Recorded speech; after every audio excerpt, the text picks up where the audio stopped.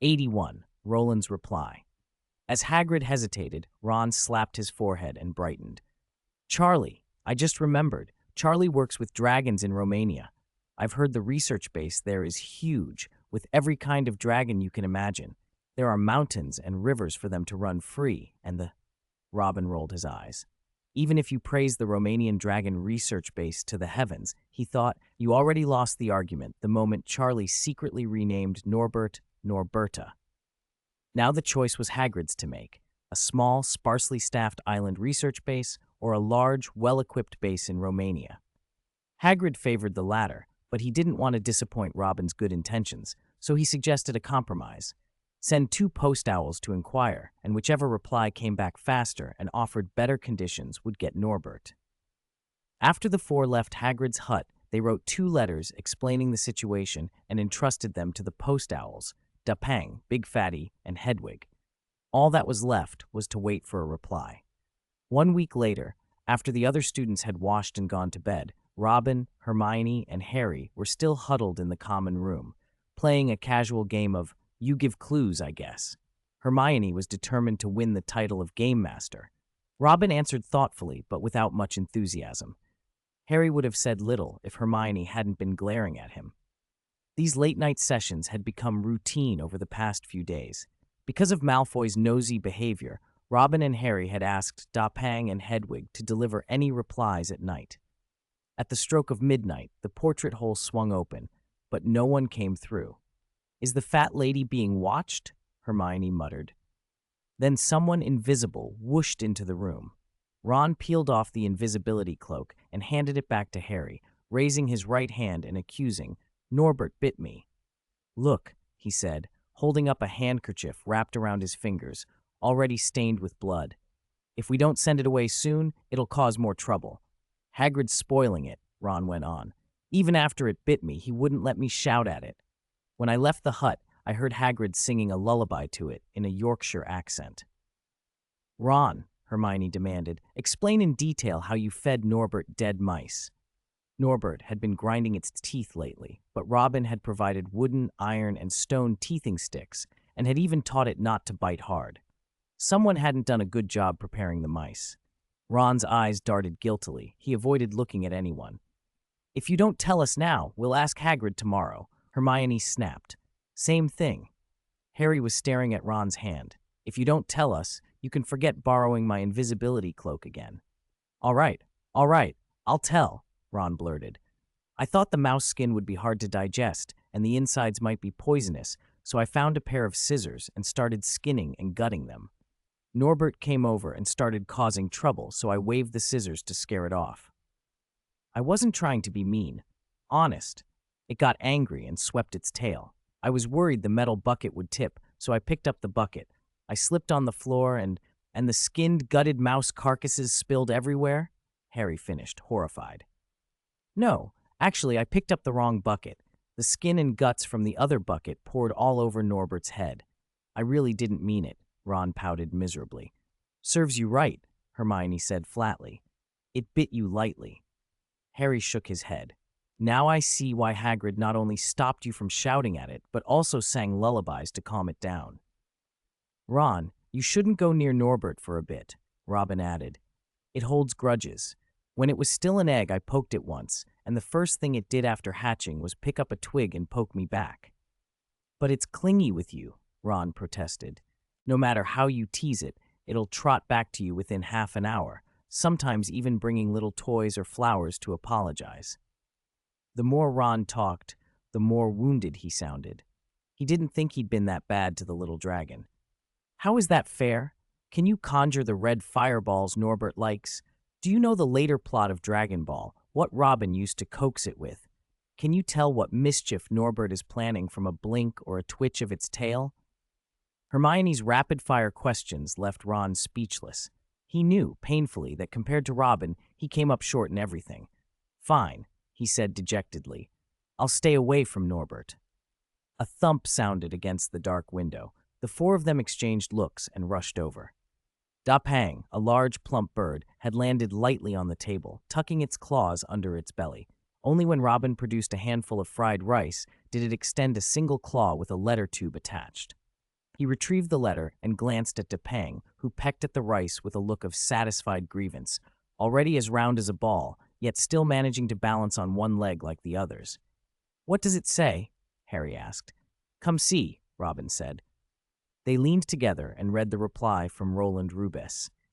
"Dear young sir, how are you faring at Hogwarts? Thank you for your letter. Coincidentally, we have an adult female Norwegian ridgeback at the base who recently lost her young and is overflowing with maternal instincts.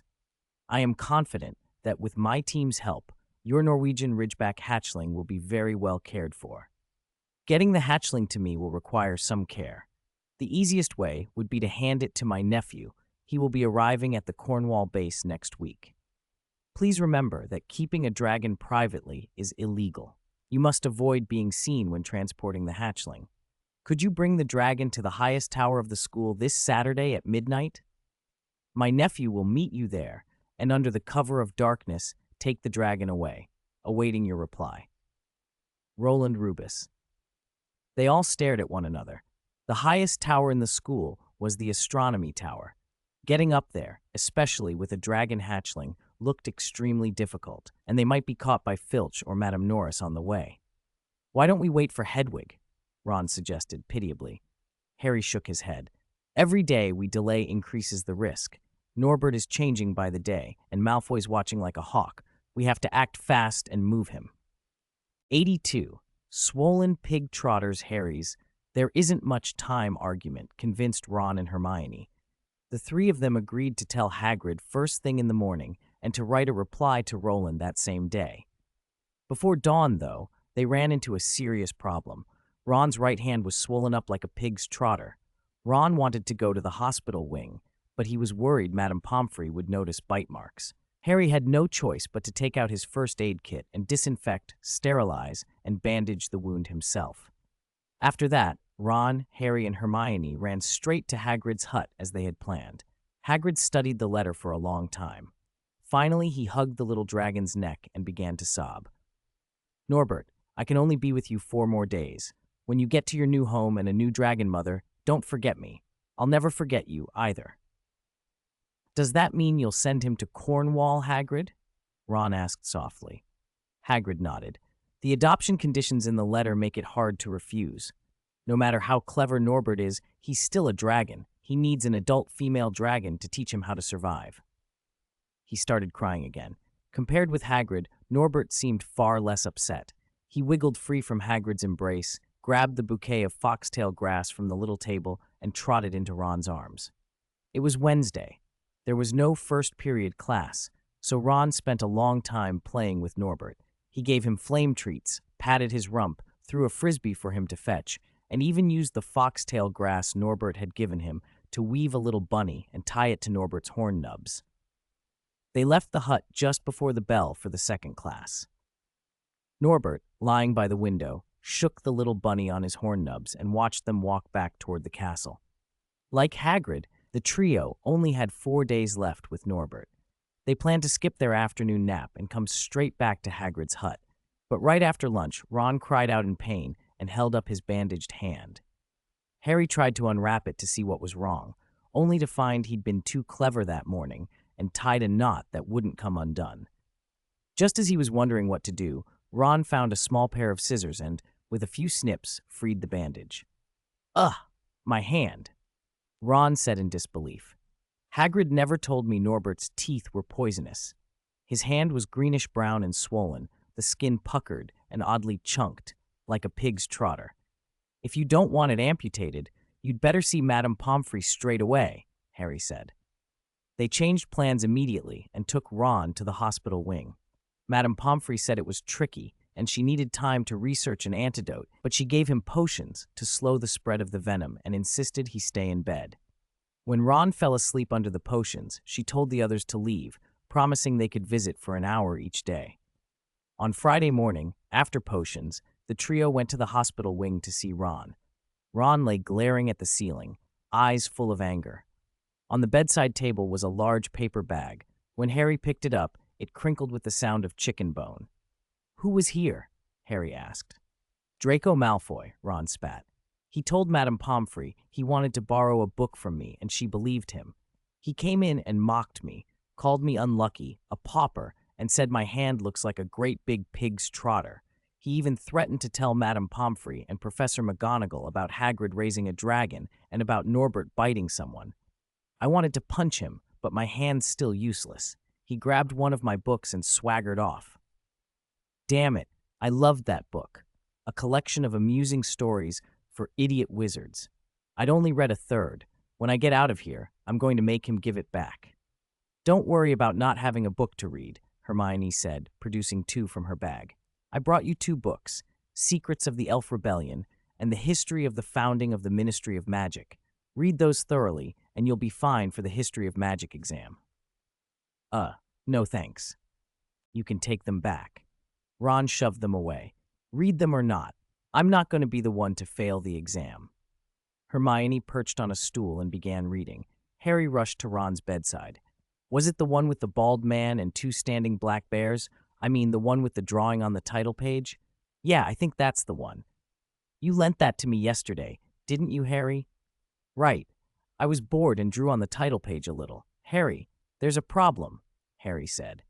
The day before yesterday, when Ron wrote the reply to Roland, he handed me the note that Big Fatty brought back. I tucked it into a collection of amusing stories for idiot wizards. So Malfoy might know when and where we're sending Norbert? Ron asked, raising an eyebrow. Probably, Harry said glumly. Unless he never opens that book. But he'll definitely show off to Crabbe and Goyle. We could change the plan, but the move is tomorrow, and telling Roland to postpone would be too late. We have to gamble that Malfoy doesn't know about the invisibility cloak. Hermione snapped the book shut and stood up. Of course he doesn't know Harry has the cloak, but can it hide all of us and Norbert? We should be able to manage it, if we fold Norbert's long tail in, Ron said. I'll handle the tail, Ron promised. Between threats, promises, and treats, Norbert would have to cooperate. They decided not to change the plan. After a few more minutes of talking, they slipped out of the hospital wing before Madame Pomfrey could come and shoo them away. That night, at 11, under the invisibility cloak, the 3 of them slipped out of the castle and went to Hagrid's hut. Hagrid had prepared a crate, a box with gaps between the planks, stocked with dead mice, a bottle of brandy, and a dirty toy bear. When Hagrid went to put Norbert in, Ron stopped him. Hagrid, the box is too big. Don't forget, the handover point is the astronomy tower. I thought Norbert might want more room, Hagrid said. What would you like me to do? Ron scanned the hut and pointed at the little 4-legged stool next to the table. That'll do. Use a stool to carry Norbert? Harry asked, puzzled. No, not the stool like it is. Ron walked to Hagrid's bed, pulled out 10 wooden planks from under it, found a toolbox, and with a few clunks and knocks, he turned the stool into a makeshift crate. If I'm not mistaken, it used to hold apples, right? Hagrid's beard twitched, and he said in wonder, Are young wizards nowadays all clever like private detectives? 83. Make the dragon cubs into balls. It's not stupid, it's just not blind. A proper 4-legged stool wouldn't have an apple pattern carved into it, and it certainly wouldn't say 74 Dehan Road, Joystead Apple After Sales, Robin muttered. He nailed the crate shut, then waved Norbert over and coaxed the little dragon with exaggerated gentleness. Little dragon, the crate isn't very big. You might be a bit uncomfortable for a while, but bear with it. Soon you'll feel lighter and much better. If you'd rather have your siblings tormented by that bald old man and refuse to swallow this bright flame, you can go into the other crate. Norbert cocked its head, thought for a few seconds, then gave a low growl and obediently swallowed the red flame at the tip of Robin's ebony wand. It let out a satisfied burp, a puff of orange smoke. You've swallowed the flame. No going back now, Robin said. Norbert bleated like a contented sheep, as if to confirm it wouldn't renege.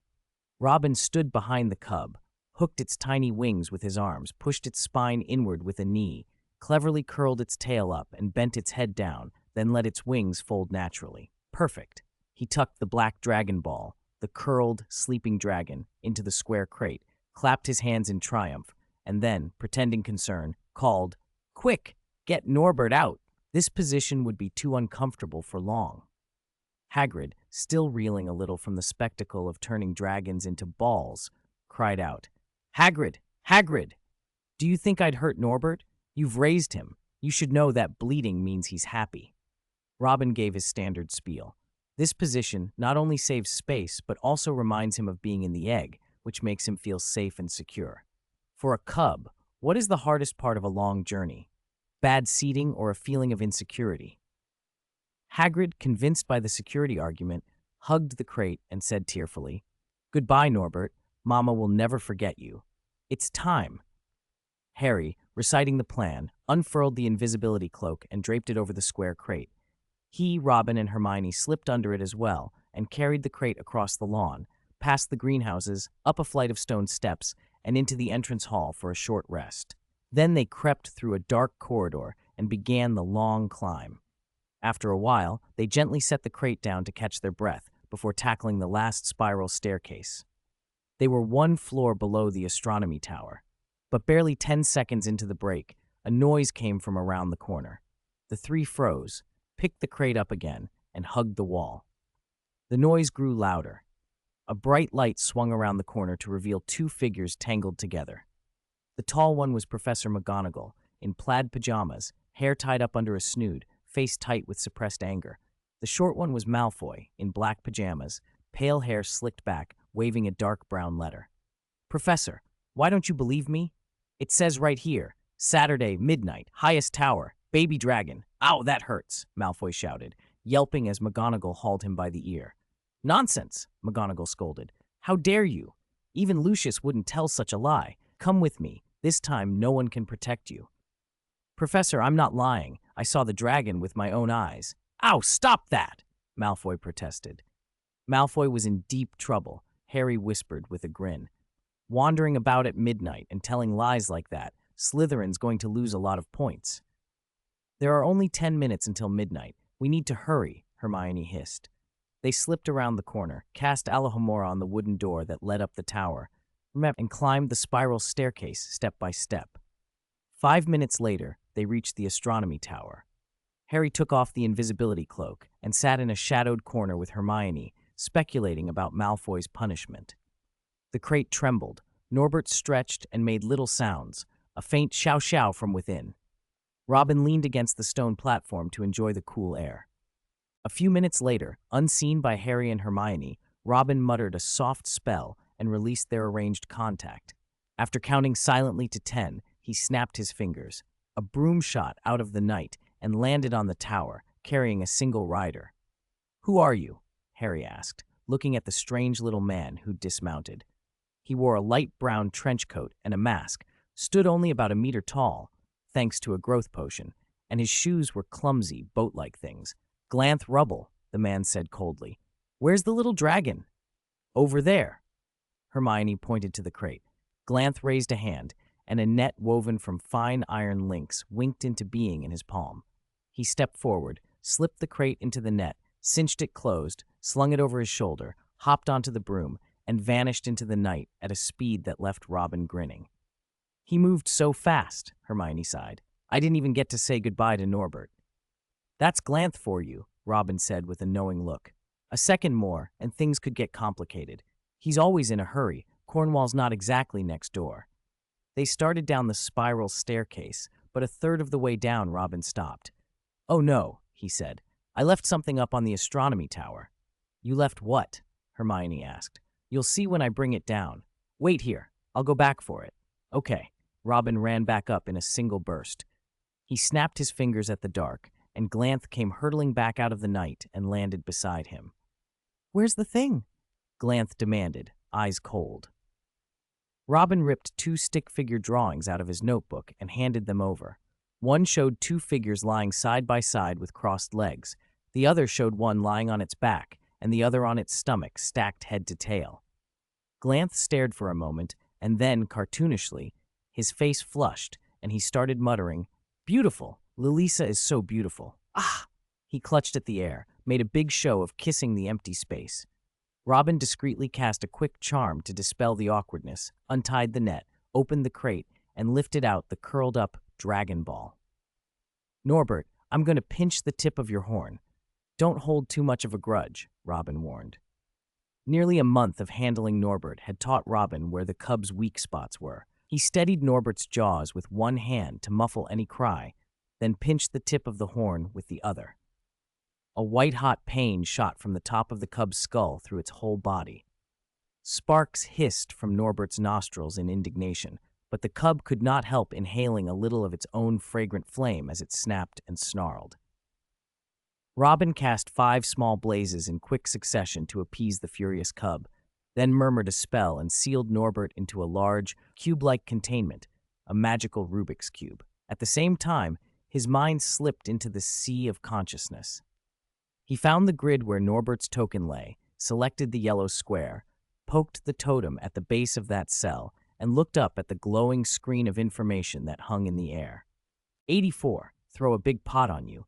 Throw a big pot on you. Name Norbert. Species, Norwegian Ridgeback. Level, SS class. Personality, mischievous, adept at acting cute, short-tempered, holds grudges. Physical condition, healthy. Skills, blazing flames can unleash bright yellow flames of 3 to 4,000 degrees. Dragon's tail whip, spins in place, can sweep away objects within a 10-meter radius. Flying dragon in the sky, summons invisible wings, can fly continuously for 10 minutes. Magic power, 15,000. Combat power, 4,000.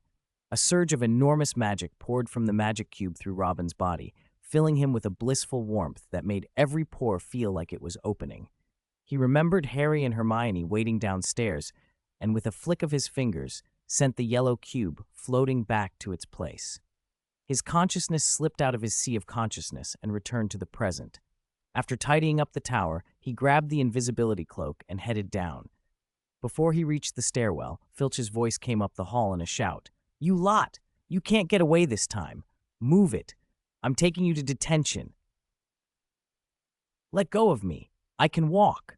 Harry's voice came out a little hoarse, as if something were choking him. "Wait, maybe there are other rascals up in the tower." Filch's cackling in the dim night sounded especially unpleasant. "There's no one up there," Hermione said anxiously. She kept her head down, clutching her robes. "Is that so? I don't believe it." Thump, thump. Filch was already climbing the stairs. Robin held the invisibility cloak in his hand, thought for a moment, and made a bold decision. "Good evening, you bald, stinky old man," he called cheerfully as he stepped down 3 flights and met Filch face to face with a smile. Filch ground his teeth. After checking the tower and finding no other students, he marched the 3 of them to Professor Minerva McGonagall's office on the 2nd floor. "Professor, these 3 rascals were wandering the castle at 1 in the morning. They even went up to the astronomy tower. They're completely disregarding school rules. I should get the chains out of the bottom of my trunk and—" "Enough, Filch," Professor McGonagall cut him off. "I know how to punish disobedient students. Your duty is done. You may leave." "All right, Professor," Filch snapped, but before he left, he glared at them with his bulging eyes. "Tell me, what were you doing going up to the astronomy tower at 1 in the morning?" Professor McGonagall's voice was icy. Hermione kept her gaze fixed on her toes, utterly still. Harry's eyelids fluttered, his mouth opened and closed, as if he wanted to speak but couldn't find the words. "Are you going to speak or not? If not, your punishment will be doubled." Harry and Hermione exchanged a helpless look. They had no plausible explanation for being in the astronomy tower at that hour, so by silent agreement, they looked to Robin for help. Robin glanced at the arrogant boy in the corner, whose earlobes were crimson, eyes blazing, and who was whining ineffectually, a silencing charm apparently still on him, and shifted the blame. "It was Malfoy.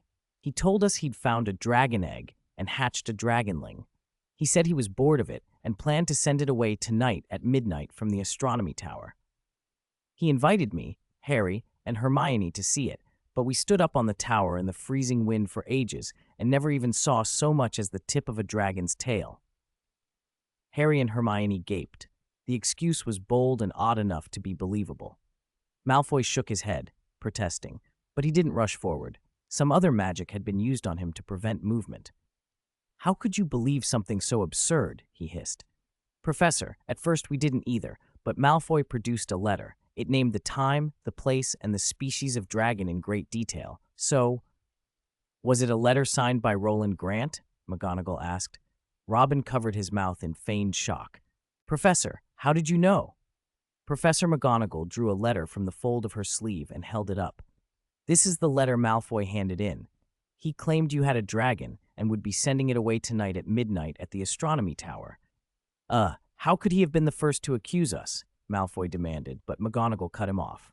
No, it's not like that. She flicked her wand, and the restraints on Malfoy fell away. Enough, Malfoy. Stop dragging Hagrid into this. Malfoy began to protest that he'd seen the dragon hatch in Hagrid's hut, but McGonagall's stern look silenced him. It doesn't take a lot of thought to work out what happened. Malfoy concocted a tale about having a small dragon to lure you out of your common room and cause mischief, and you three, clever as you are, fell for it. I am very angry. 4 students wandering the castle in one night. I have never seen anything like it. Without severe punishment, you will not learn the gravity of your behavior. All 4 of you will be given detention, and each of you will lose 50 house points. 50. Harry choked. Professor, you can't. Please. Miss Granger, I have taught many generations of students. I do not require your instruction on appropriate punishments. McGonagall's voice brooked no argument. Lestrange, Potter, Malfoy, back to your dormitories. I am more troubled by disobedience than I have ever been. With 50 points docked from each of them, Gryffindor slipped further behind Slytherin and dropped into last place. Walking back to the Gryffindor Tower, Harry and Hermione were full of self-reproach. Robin returned the invisibility cloak to Harry and tried to cheer them up. Punishments come with risks. Instead of sulking, it's better to find a way to earn back the points. There are plenty of people who've cost us points already, Robin went on. Like the Weasley twins. 2 weeks ago, Fred gave a girl a terrible haircut trying to make a wig, 5 points lost. A week ago, George splashed frog brains on the wall of an empty classroom, 8 points gone. On Monday, Robin talked the whole way, but Harry and Hermione stayed subdued. For Hermione, the usual way to win house points was through top marks in class. But it was May, and most lessons were now revision for exams. Where would she get a chance to stand out? Harry, already conspicuous because of the lightning scar on his forehead, worried that everyone would now look at him with disappointment or resentment. He blamed himself for Gryffindor's loss and fretted over how the rest of the year would unfold. 85. The beginning of confinement. Punishment. Was Harry overthinking it? No, he wasn't. The next morning, when the students checked the House Cup scores as usual, they found Gryffindor had lost 150 points overnight. At first, everyone assumed the giant hourglass scoreboard had glitched.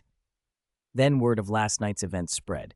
2 top scholars and a Quidditch hero had fallen for Malfoy's trick, costing Gryffindor a massive deduction and practically handing the House Cup to Slytherin. The 3 of them instantly became the targets of public scorn. Students from Gryffindor, Ravenclaw, and Hufflepuff glowered at them.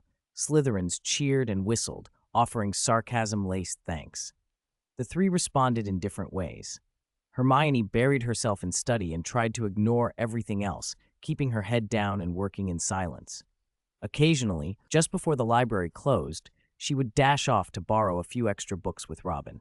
Harry filled with guilt and regret. The criticism drove him nearly into isolation. He even considered quitting the Quidditch team. Wood, Robin, Hermione, and Ron took turns arguing him out of that idea until he relented. Robin, however, proved tougher. If anyone mocked him as Gryffindor's great sinner, he would produce a 3-foot list detailing every time, date, place, event, people. He'd earned house points, which totaled 138. Then, in a humble tone, he'd ask, "Classmate, may I ask how many points you've earned for your house this past year?" If a Slytherin came over with sarcastic thanks, Robin would draw his ebony wand and issue a dueling challenge. After a few rounds, everyone knew he was not to be trifled with. As exams approached, the pressure from all 4 houses only intensified. No one wanted to fail. Robin, Harry, Hermione, and Ron, all discharged from the hospital, went into full exam prep mode. They occupied an abandoned classroom, studying late into the night every evening. Herbs and their properties, potion recipes and their pitfalls, the finer points of spellwork. Hermione, never one to pass up a competition, declared she would beat Robin and take first place in their year. But her ambitions met a sudden snag. At the end of May, on the Friday before exams, Robin, Harry, and Hermione each found a small note while having breakfast. At 11 o'clock tonight, report to the castle entrance hall to find Mr. Argus Filch. He will lead you to receive your detention punishment. Minerva McGonagall. Hermione balled the note up, frowning. We deserve detention, but why Filch? He probably volunteered, Harry guessed. He does like to personally punish students. Don't get too worked up. He's a squib. A squib can't really bully a wizard, can he? Remember to bring your wands tonight. What does squib mean? Robin asked. Hermione rolled her eyes. A squib is someone born to wizarding parents who can't do magic. If Filch could do magic, he'd be worse. Students would hate him even more. I'm not sleeping, Ron declared loyally. I'll wait in the common room. If you three aren't back by dawn, I'll go find Professor McGonagall. After breakfast, they went to their last class of the semester, potions. At 10:50, when Robin and the others descended to the first floor, Filch and Malfoy were already waiting in the entrance hall. Look who's bringing the smell of bad luck. If it isn't the liar hero, Malfoy sneered, clearly still enjoying the overturned cauldron incident from 3 weeks ago. When Robin stepped into the hall, he mouthed something sharp, enough to shut down a chorus of taunts from the crowd. Follow me, Filch said. Filch lit an oil lamp and began to lead the four of them toward the game reserve. As they walked, he boasted about old-fashioned methods of student discipline. One day the headmaster and the professors will reinstate the effective punishments of the past, he said with relish. Thumb-thick iron chains to shackle ankles, hang a miscreant upside down from the great hall rafters until they admit their faults and vow never to repeat them. Ha ha, he continued. I still keep those chains in my private storage, oil them from time to time. Could come in handy, who knows. His chuckle grew darker as he described other cruel and bloody methods. Hermione grew paler as Filch painted his grisly picture. Robin cut in. Bald, smelly old man, if you keep on frightening everyone, I'll cast a silencing charm on you. What did you call me? Filch's face reddened and his eyes bulged in fury. He seemed about to explode. Lestrange, I will tell Headmaster Dumbledore every word you said. I'll beg him to punish you severely. Honestly, even a muggle toddler wouldn't go around tattling like this, Robin shot back. You! Woof! Woof! Before Filch could finish, a dog barked nearby. Hagrid strode into the hall, oil lamp in hand. Argus, what's all this? I've been waiting over half an hour. No one showed up, so I came up to ask if this detention's been cancelled. Does that mean we're going with you tonight? Hermione asked eagerly. Hagrid gave a warning half-smile and then straightened. Little one, don't get the wrong idea. You're not going to a cozy cottage. We're going to the Forbidden Forest. It's not a place to take lightly. There's no guarantee you'll come out the same way you went in. Argus, watch your tongue, Hagrid said to Filch. I think I know why you're late. You were scolding them, weren't you? Fine. Your job's done. You can go back to the castle. Filch's chuckle turned eerie. I'll be back at sunrise to collect their remains if they've been torn apart by werewolves, he said, then turned and started up the slope. What an irritating lot. The four of you, come along, follow me into the forest. I don't want to go into the Forbidden Forest. Draco Malfoy stared at the dark, brooding trees on the horizon, panic written across his face. You don't have to make me go in there. Hagrid yawned. Go find Snape and Professor McGonagall, tell them what you were thinking, then pack your things and leave Hogwarts. Malfoy's smile froze. Realizing Hagrid was backing him into a corner, he snapped. Going into the Forbidden Forest is a staff duty. I thought I'd be writing a few lines of reflection or cleaning some classrooms. If my father knew you were making students do this. I don't care who your father is, Hagrid growled. He hated being bargained with. At Hogwarts, if you get something wrong, you take your punishment. Writing reports and sweeping floors won't make you repent. Lucius Malfoy's name doesn't carry any weight with me. Now come into the forest with me, or go back to the castle, pack your things, and be on your way. Malfoy didn't argue further. He glared at Hagrid for a moment, then looked down at the undergrowth. Hagrid wasn't Filch. He wasn't one to pick a useless fight with a kid. He lifted his lantern and said, The forest hasn't been very safe lately. Something's been moving in the dark, lying in wait. But if you keep to my instructions, tomorrow morning you'll be in the Great Hall having your roast. Come on, follow me. They followed a narrow path to the edge of the trees. Robin leaned forward, peering into the winding trail that disappeared into shadow. About 100 meters in, he caught sight of a scattery, silvery white stain on the ground. "Is that unicorn blood?" he whispered. Hagrid nodded. "Glad someone's learned a bit at Hogwarts. When I was on patrol last Wednesday, I found a unicorn, killed, lying by the stream. I knew then something dangerous had come into the forest. There's already been one attack this week. We need to find the unicorn quickly. Or it'll die, right?" Hermione cut in, concern creasing her brow. "What if the thing that attacked it finds us first? As long as you don't leave the path and you stick close to me or Fang, you'll be safe," Hagrid said. "Now follow the blood." A thick cloud slid over the moon, plunging the trees into deeper gloom. Robin noticed Hermione trembling and reached to take her hand. She gave him a grateful smile, and they pressed on. 5 minutes later, the path split. "Which way?" someone asked. "Both paths were streaked with that silvery blood," Harry said, baffled. "It was trying to run. Its will to live was strong. Even badly wounded, it kept on, trying to escape whoever was hunting it." "We've got to find it fast," Hagrid said. "We'll split into groups. If anyone finds the unicorn, fire a green flare. If you run into trouble, fire red." "You all know how to fire flares with your wands, right? How shall we split up?" "I want Fang," Malfoy blurted, eyeing Hagrid's boarhound. "All right," Hagrid warned, "but Fang's not exactly the bravest of dogs." Hagrid glanced at the cluster of hands, some small, some big, and divided them.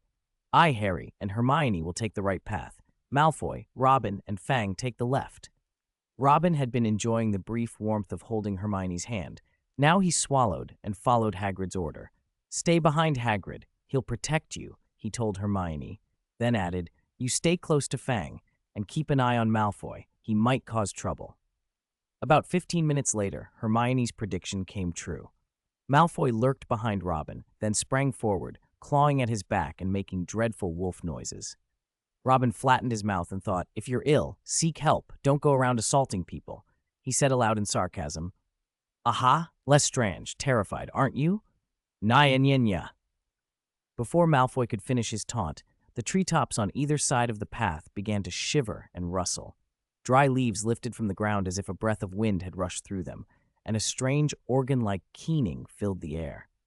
Malfoy's knees went weak. He nearly sank to the ground.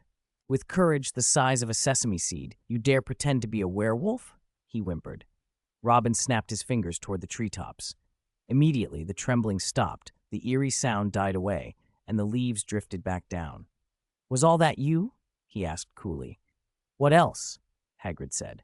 Even Robin admitted the Whomping Willow's tricks could build a fearsome atmosphere. When the keening started, his heart had skipped a beat. He kept his tone level. Malfoy, half relieved and half embarrassed at being beaten again, muttered, "Coward. If you fall behind and something happens, don't say I didn't warn you." Robin walked on 8 or 9 meters, then looked back and raised an eyebrow. "Who's the coward now? I was just acting." Malfoy barked a show of toughness, then trotted to Fang's side. He stopped his antics, and together the three followed the blood deeper into the woods. 20 minutes later, they came to a small clearing. Robin's ears picked up a faint rustling at the edge of the glade.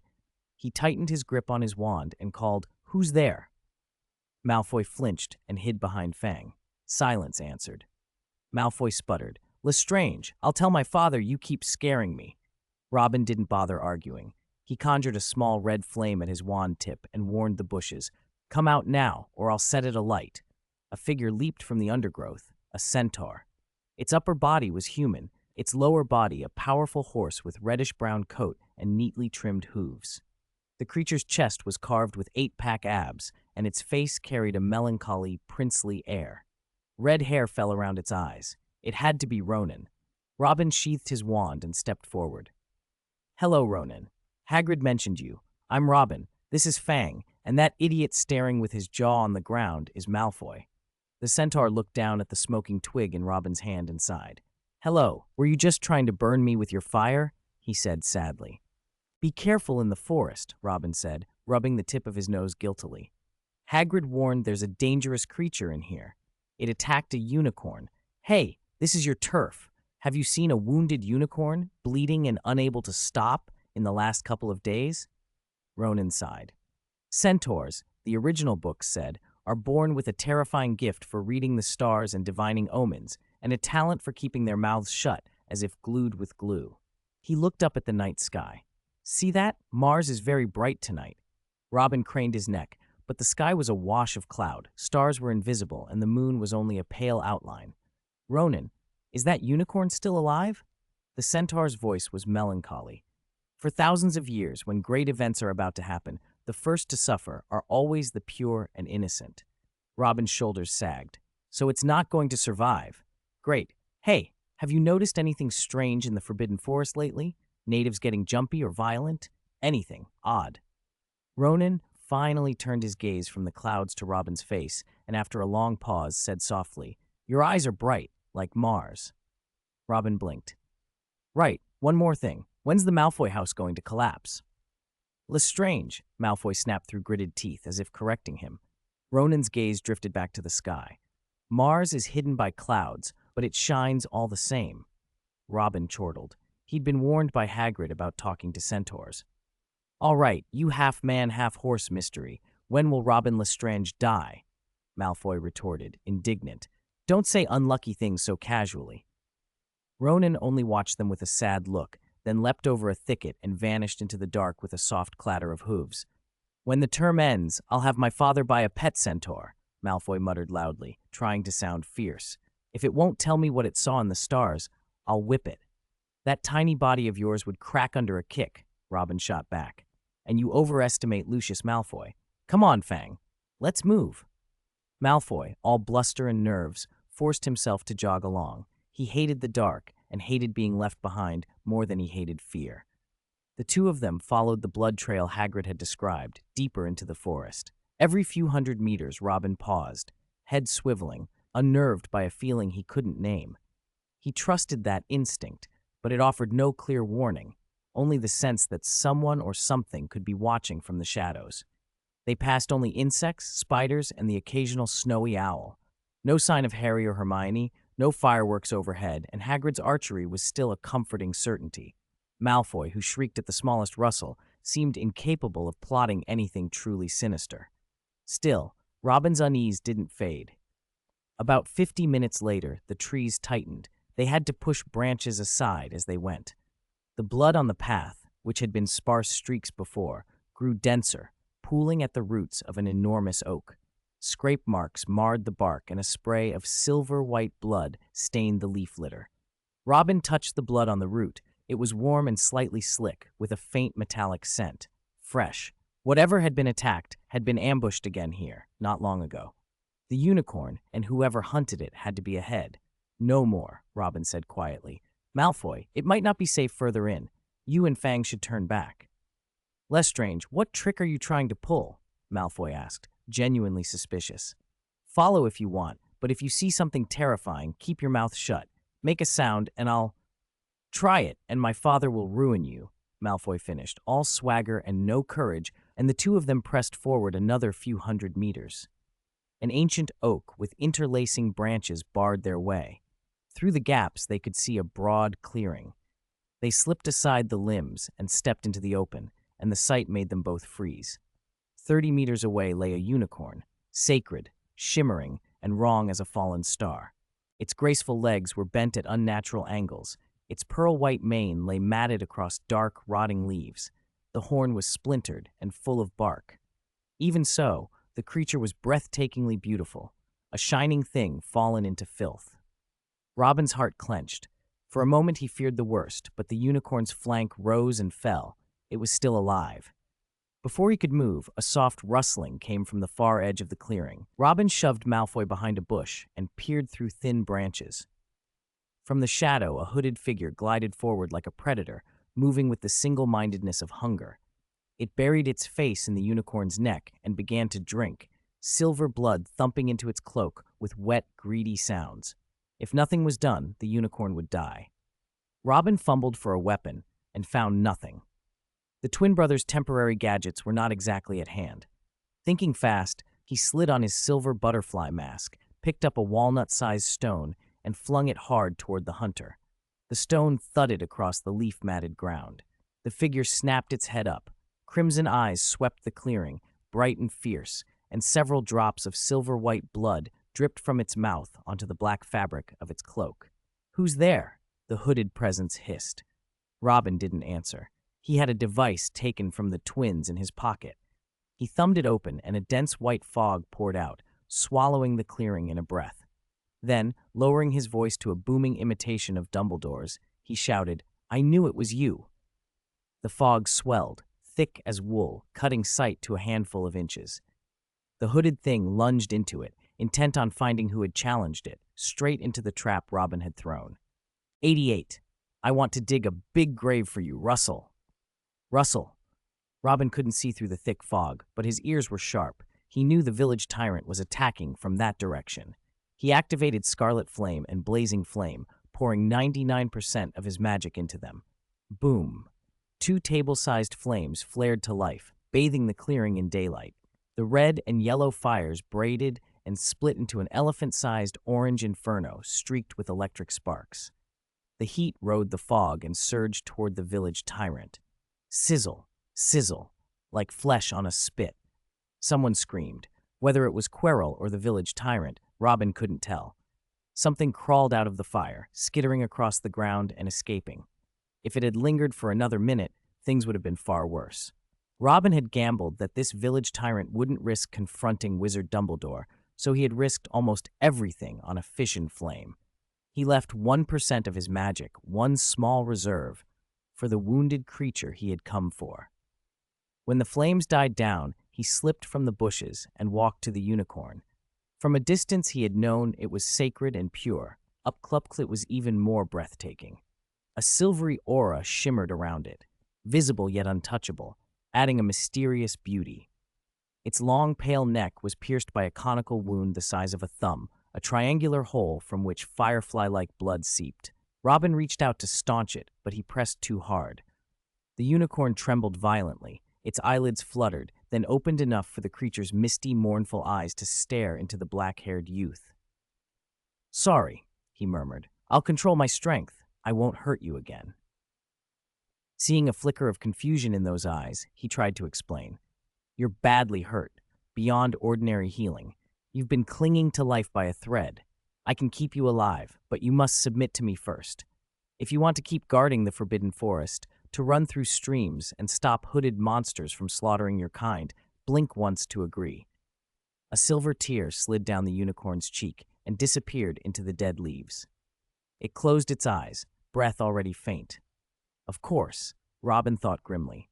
Sacred creatures have pride. He knew a straightforward request wouldn't work. Plan B. The unicorn's flinch when he touched the wound told him something else. It feared pain. Robin rifled through his mind space and found a thumb-sized smooth iron pipe. When he opened his eyes, the unicorn's lids had parted. It watched the pipe intently. As he used it to clear away leaves and scrape soil, he forced an awkward, guilty smile. "Where I come from, whether person or beast, we believe in letting the dead rest in the earth. I want to dig a big grave for you." No sooner had the words left his mouth than the totem at his belt heated and throbbed. He realized the slow blink and the shed tear were not refusal, but a paralysis so deep the creature could barely move. "Don't worry," he whispered, stroking the mane, pearl smooth and cool. "I won't let you die." He mouthed the containment incantation, contain everything, and drew the unicorn into his magic cube.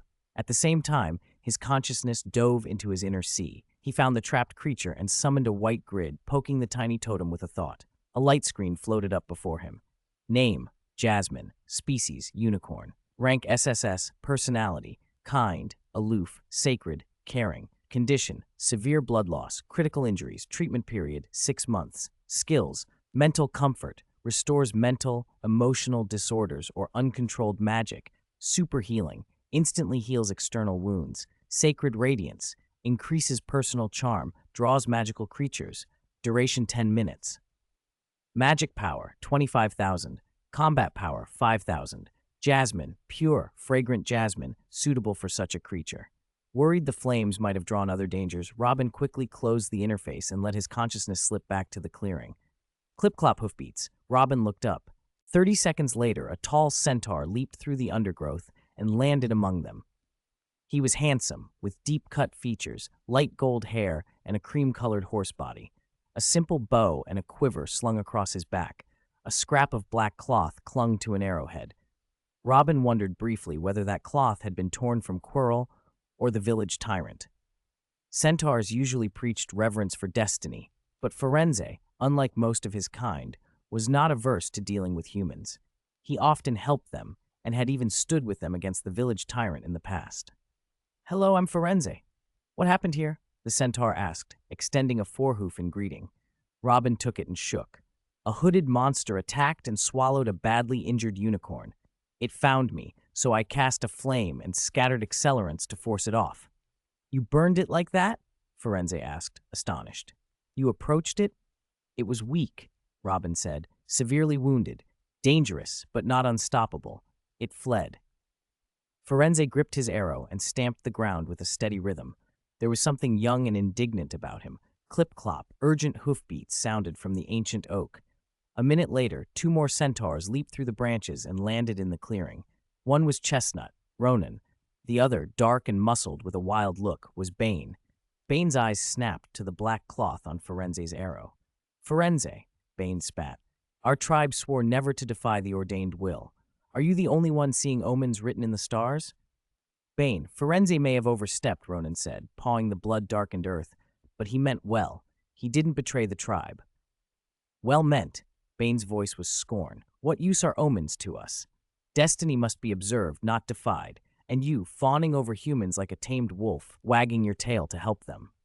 The insult cut deep. Firenze reared on his hind legs, arched his neck, and whinnied angrily into the night. 89. Angry youth Firenze. "Bane, last Wednesday, when you looked at the stars, didn't you see the unicorn's death?" Firenze asked. "You stare at the night sky every night. How could you not know why the unicorn died?" Bane shot back. "Is it wrong for me not to want to witness the sacred creatures of the forbidden forest slaughtered by evil?" Ronan added. "Bane, Ronan, if necessary, I will stand with the wizards and drive that evil thing out of the forest," Robin said. Firenze pawed the earth and snorted. "I've told you, the centaur herd has sworn an oath. We must not interfere with the will of heaven." Bane's face flushed, and the veins in his neck stood out as he bellowed. If Ronan hadn't grabbed his arm, he would have lunged forward. "Heaven gave us the sight of the stars and the wisdom to read omens, not an excuse to sit by. I will not be a bystander to fate." Firenze, unruffled, bent his forelegs and bowed his head, indicating Robin should mount. "Firenze, you have no pride at all, do you? You actually let someone ride you willingly?" Robin teased. Firenze said nothing. Once Robin was settled, the centaur vaulted over a low thicket and trotted into the trees, leaving an anguished Ronan and an irate Bane behind. As they ran, they met Hagrid's group. Malfoy and Fang were with them.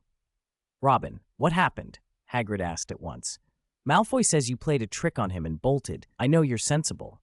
What's this about?" "Fang's been whining to lead me this way." "What was that flash of light just now?"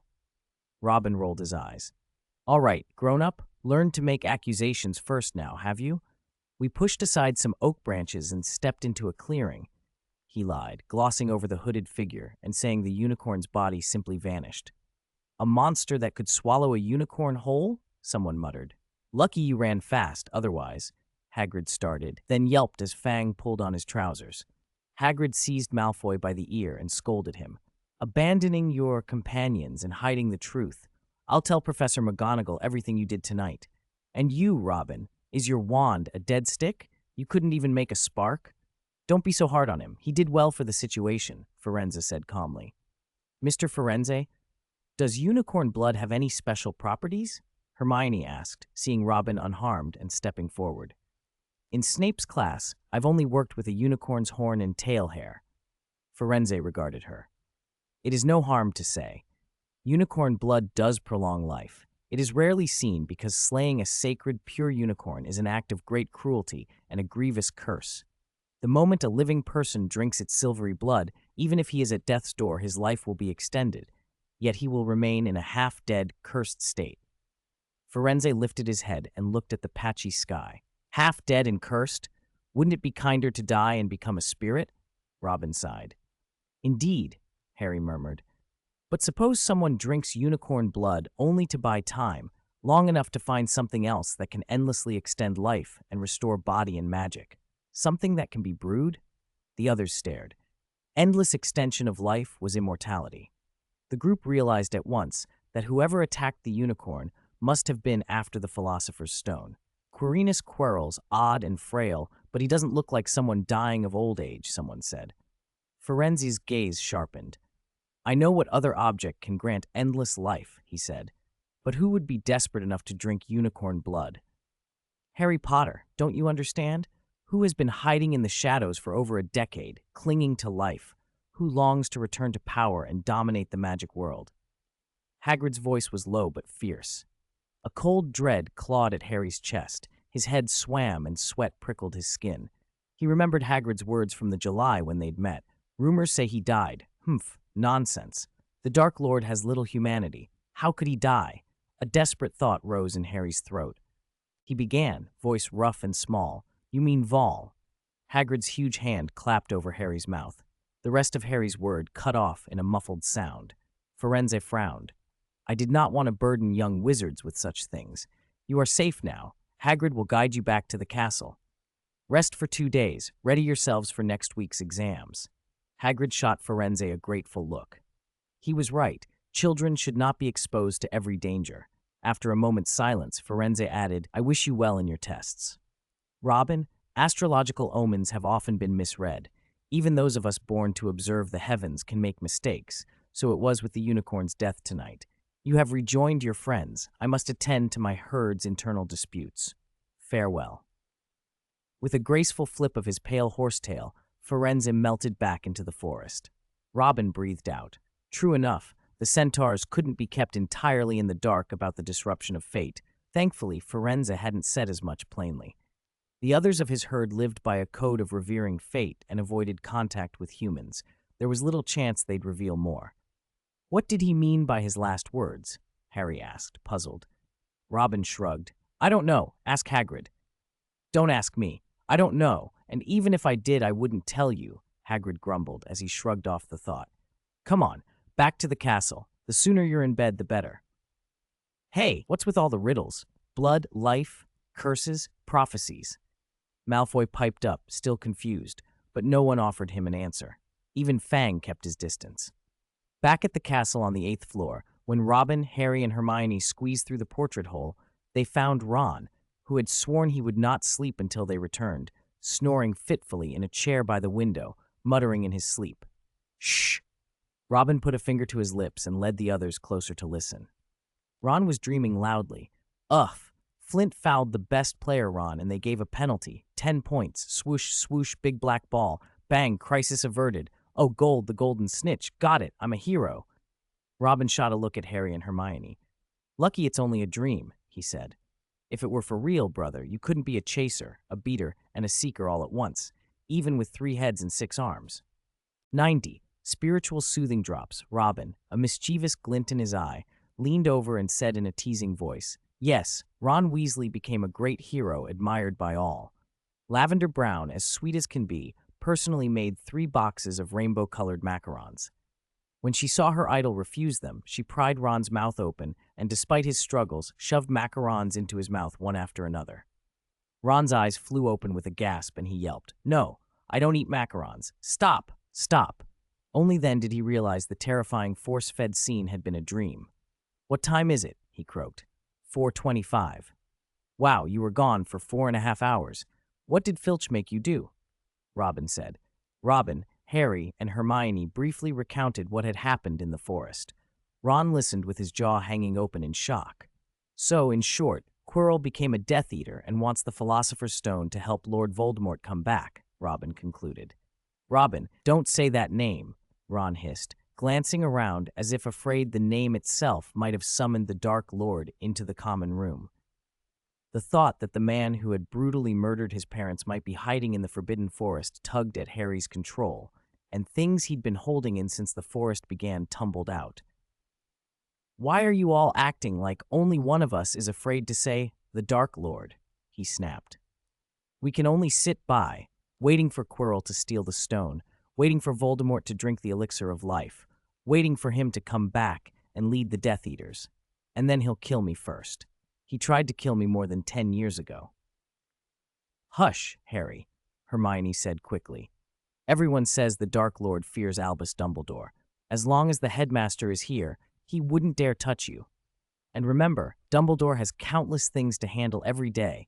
He can't guard just one person every second."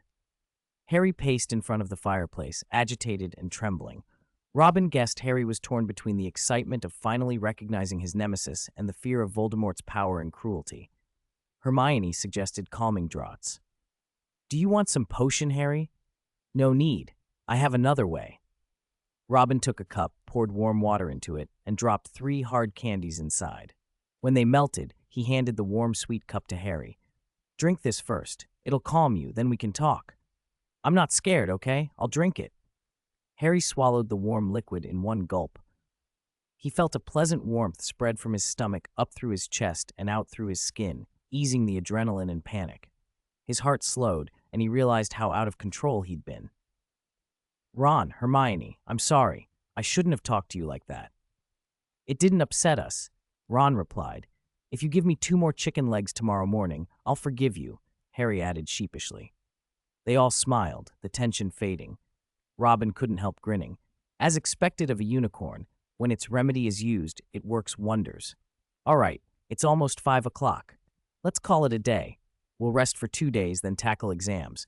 After the exams, come with me to Hagrid's hut. I have some questions to ask him." "What questions?" Harry asked. "It's a bit muddled. I'll tell you when I've sorted it out. Come on, let's go to the dorm and sleep." "Okay, I'm so sleepy my eyelids are fighting each other," Hermione grumbled. They packed quietly and left the common room. Early June brought exam week. In the stuffy Great Hall turned exam room, Robin and his friends gripped the anti-cheating enchanted quills handed out by the school and scribbled answers to the questions. Hogwarts valued practical training as much as theory. In addition to written tests, there were practical exams. The Charms practical required making a green pineapple grow 2 feet and then tap dance cheerfully across a desk. In Transfiguration, a small white mouse had to be turned into a snuff box. The quality of the box determined the marks. Any mouse tail or whisker left behind meant deductions. Potions demanded brewing a forgetfulness draught, with Professor Snape prowling the aisles in black robes, stopping now and then behind a student with a cold, empty stare that put everyone on edge. Herbology required weeding cabbages and collecting mugwort spores. Scores depended on the firmness of the cabbage leaves, whether all worms had been removed, and the purity of the spore powder. For top students like Robin and Hermione, both written and practical exams were manageable. Follow the book and the teacher's instructions, and they'd be fine. For Harry, Ron, and Neville, each paper felt like climbing a mountain. Ron's pineapple sprouted 3 legs and 2 arms, and then stood on 1 leg, executing a bizarre ballet on the desk. Neville's snuffbox end product had 4 mouse claws. When it rolled off the desk, it scurried across the classroom, prompting screams. Neville chased it for ages, but couldn't catch it, until Robin stepped in quickly and accurately and stomped it out, saving Neville from a 0. On Friday afternoon, the last exam, the large classroom hummed with tired concentration. Robin frowned as he hurriedly wrote about Gaspard Shingleton, inventor of the self-stirring cauldron, on his History of Magic paper. When he finished, he cleaned his quill, tucked it back into his box, and rubbed his sore wrist, waiting for the bell. 30 minutes later, a bell rang from the corridor. Professor Binns instructed the students to put down their quills, roll up their parchment, tie it with a red string, and hand it in. The classroom erupted in cheers. Freedom at last, and 2 months of summer ahead. After they left, Hermione immediately began her usual post-exam routine, going over what she'd written. "I overestimated the difficulty of some things," she said. "The werewolf behavior guidelines I memorized and the goblin rebellions of the 17th and 18th centuries weren't on the paper." "Hermione, the textbook is only so thick, and you can't be tested on every detail," Robin said, consoling her. "But storing more knowledge in your head never hurts." "Oh, come on, the exams are over. Stop torturing yourselves about which questions you might have flubbed or which bits of knowledge you wasted time memorizing that didn't even turn up." You can be miserable and panic when the results come out next week. For now, catch up with everyone. Let's go skim stones by the lake." Ron peered impatiently out the window. "I did say last week that once the exams were finished, you lot would come with me to see Hagrid." "Today's fine," Robin said. "We can go tomorrow as well." A week of tension had clearly gotten to Ron. Robin rolled her eyes and muttered, "By tomorrow, it could be too late." Harry brightened. At lunch, Lee Jordan said Fred and George caught a giant squid. They're going to put it in the Black Lake this afternoon. I've never seen a release ceremony before, and after being cooped up in the castle for a week, I could do with some fresh air. It was a vote of 3-1 in favor of the lake over Hagrid's hut. Robin sighed, then steered the four of them into an empty classroom. Once the door was shut, she said, lowering her voice, "Don't you think there are too many coincidences about Norbert?" "No way." Malfoy overheard us talking, followed us to Hagrid's, and saw Norbert hatch. Then he grabbed a compendium of foolish wizards from me in the hospital wing and found Roland Grant's reply tucked inside. He ran to tattle to McGonagall. She didn't believe him and docked his house points and gave him detention.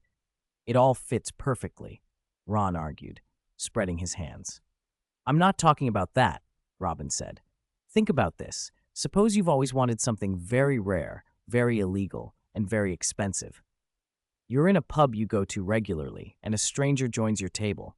You discover, in the course of conversation, that he actually has the very thing you've been dreaming of. And the only price he wants is a few drinks and a game or two of wizard's chess. Do you call that luck, or do you think the stranger has an ulterior motive?" Their faces tightened. "Robin, that's awful," Hermione gasped. "We should go to Hagrid at once and make him explain." Harry nodded. "As much as I want to go to the lake, Robin's not wrong. Hagrid's too soft-hearted." Without another word, the four of them bolted from the classroom and ran to the gamekeeper's hut. Hagrid was sitting on an apple crate outside, sleeves rolled up, shelling large, fat peas into a metal basin. He looked up and beamed when he saw them. "Exams over, eh? The peas did well this year. Come round for dinner tonight." "No, thanks," Harry said, breathless. "Hagrid, we need to ask you something. Do you remember what the stranger who gave you Norbert looked like?" Hagrid kept shelling peas as he answered. "Don't rightly know. He had on a cloak, a hood, and one a map. Those masks with a big slit down the middle. When we were drinking and playing cards, he kept his head down most of the time." "Don't you think that's odd?" Robin asked. "What's odd about it?" Hagrid shrugged. "The Hogshead's full of odd folk wearing odd things. I've had drinking contests with folks in dog masks, tutus, and clown makeup. He said he had a chronic rash, so he kept covered up." Harry startled and fell against the basin. Hagrid looked round, misreading the cause. "Don't rush off. I'm just shelling these. Then I'll chop wood and boil the beans." "What else did you talk about?" Robin pushed. "Did you mention being the keeper of keys and grounds or anything?" "I might have. Can't rightly say. It's a bit fuzzy. It was a while back," Hagrid admitted. "Hagrid, please try to remember everything you said to him. Don't leave anything out. It could be important," Hermione pleaded. "All right," Hagrid set the peas aside, frowned, and tried to piece it together. "Well, he bought me a drink and asked what I did for a livin'. I told him I was the gamekeeper and keeper of keys and grounds. He kept buying me more drinks and asking what animals I looked after. Fang, the horses, the roosters, rabbits, owls, that sort of thing. He asked what animal I'd most like to raise. I said a dragon.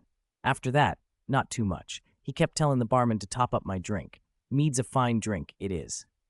"Hagrid, be serious," Harry said. "Aye, right. He patted this big cloth pouch he had tied to his waist and said there was a dragon egg in it. Said if I wanted it, I could play cards with him. If I won, the egg was mine. If I lost, I'd buy him a bottle o' brandy. I was proper excited. But he said before we started he wanted to make sure I could look after a dragon. He didn't want Hogwarts being turned into chaos. I hammered my chest and said I could handle one. I told him about Cerberus, a fierce three-headed dog, said how I'd got it under control. What could possibly go wrong? I thought. I was right, pleased with that bit." Robin stared. "So he was interested in Cerberus, the three-headed one?" Hagrid puffed up with pride. "Aye, an impressive beast, but he looked a bit white-faced when I described how fierce Cerberus was. He couldn't hold his cup steady, and his voice was all trembly, so I told him not to worry. Cerberus is easy to manage if you play nice music. It'll close its 6 great eyes and go to sleep like a big snoring pup. Hagrid's face suddenly froze. He jumped up and clapped both hands to his mouth. I shouldn't be spouting this. Forget everything you just heard. Young wizards shouldn't be knowing top secret stuff. Hey, what are you lot doing running off for? They didn't answer. The 4 of them dashed straight back to the castle, hearts pounding, and went straight through the entrance hall. Quirrell shakes whenever he gets excited. He trembles and stammers, Harry blurted as they ran. The man who got Hagrid drunk, the one who made him boast about a dragon and mentioned Cerberus, it must have been Quirrell. This is worse than we thought.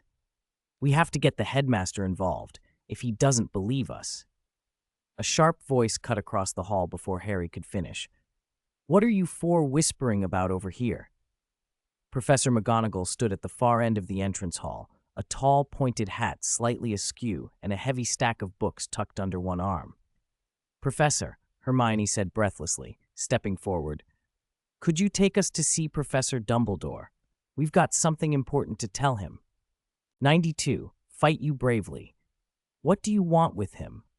Professor McGonagall's eyes narrowed as she studied the 4 of them with sharp suspicion. It's a secret, Hermione said. We'll only tell the headmaster. McGonagall's expression hardened. Then your secret will remain untold. 15 minutes ago, he received an urgent letter from the Ministry of Magic delivered by post. After reading it, he dropped everything and left for London. He's left? At a time like this? Harry protested in disbelief. He's a very busy man. Do you really think he should refuse ministry business and sit in his office listening to first years talk about what they had for dinner, which question they got wrong on a test, or where they're going for summer? Professor, it's not a trivial matter, Hermione pleaded. McGonagall's presence was formidable, her voice cold and controlled. Hermione faltered. Robin stepped forward, putting Hermione behind him. Professor McGonagall, we need to tell the headmaster that Lord Voldemort has infiltrated Hogwarts and ordered his followers to steal the Philosopher's Stone. The books in McGonagall's arms toppled to the floor with a crash. She didn't stoop to pick them up. Instead, she stared at Robin as if struck by lightning, shocked, incredulous, furious. Lestrange, how dare you invent such a monstrous lie? Don't think that just because exams are over, you won't lose any more points, or pick up a few extra detentions. Back to your common room at once, or I'll deduct 50 points from each of you. Robin's eyes widened. 50 each meant 200 points gone for 4 students. If this continued, Gryffindor's score could go negative. But I don't know where you've heard this, but be assured, the Dark Lord cannot simply walk into Hogwarts. The Philosopher's Stone is guarded by many protections. No one can take it from us. McGonagall finished impatiently, bent to retrieve her books, and strode away, her heels clicking on the flagstones. I suspect that letter from the Ministry is a diversion, a ploy like the troll last year to draw Dumbledore out of the castle. Whoever's behind this will likely act in the next few days. If the headmaster's away and Professor McGonagall doesn't believe us, who can we ask for help? Harry said. Ron scowled. Better to rely on ourselves. We'll go to the 4th floor, down to the trapdoor, and try to secure the Philosopher's Stone before Quirrell does. Robin's suggestion struck the others like thunder and hung in the air for several seconds. Robin, that's a terrible idea, Hermione hissed. If we go to that room, we could be killed by the protections guarding it. Even if we managed to get the stone, people would see us as thieves stealing a rare relic for immortality. We'd be expelled, and the Aurors might even send us to Azkaban. Ron shot a sharp retort, but Robin didn't flare. He knew Ron's instinct. Without the full picture, every risk seemed like gambling everything. You're mostly right, Ron, but consider the alternative. If Quirrell gets the stone and uses it to help Voldemort regain power and some sort of immortality, how many people will be turned into Death Eaters? How much bloodshed will follow? When the world grows darker, what will happen to those who refuse to bow to the Dark Lord? He saw Ron go pale and softened his tone. The horrors you mentioned, death, expulsion, Azkaban, are the worst possible outcomes if we go to the 4th floor. What I described are the worst outcomes if we don't. Voldemort, even at his peak, never quite achieved eternal life and absolute dominion. The worst case is not necessarily the final result. Ron fell silent, thinking. Harry spoke quietly. I'll go to the fourth floor. I'm different from you two. If I don't, I'll probably die a little later anyway. When Voldemort returns, the first person he'll want to eliminate is me. He killed my parents. Robin, Harry, you're right. Hermione's eyes were wet. She swallowed and squared her shoulders. All right. Tonight at 11, after everyone's gone to bed, we'll meet in the common room, use the invisibility cloak, and go down to the fourth floor. But can the invisibility cloak cover 4 people? 4? Harry asked, baffled. What? You're not planning to ditch me and go alone? Of course not. Harry went to hug Ron in relief, but Ron pushed him away, complaining it was too hot. Tap, tap. The sound of footsteps on the stairs grew louder, McGonagall returning to the entrance hall. Let's get out of here and gather what we need. We'll meet in the common room at 11. Okay, Robin said. They exchanged glances and slipped quickly out of the entrance hall. At 11 that night, the 4 of them crept into the Gryffindor common room. Harry, let's test the cloak here first to see if it can cover all 4 of us. If Filch spots a waving hand in midair, he'll... A small voice cut across Hermione's sentence.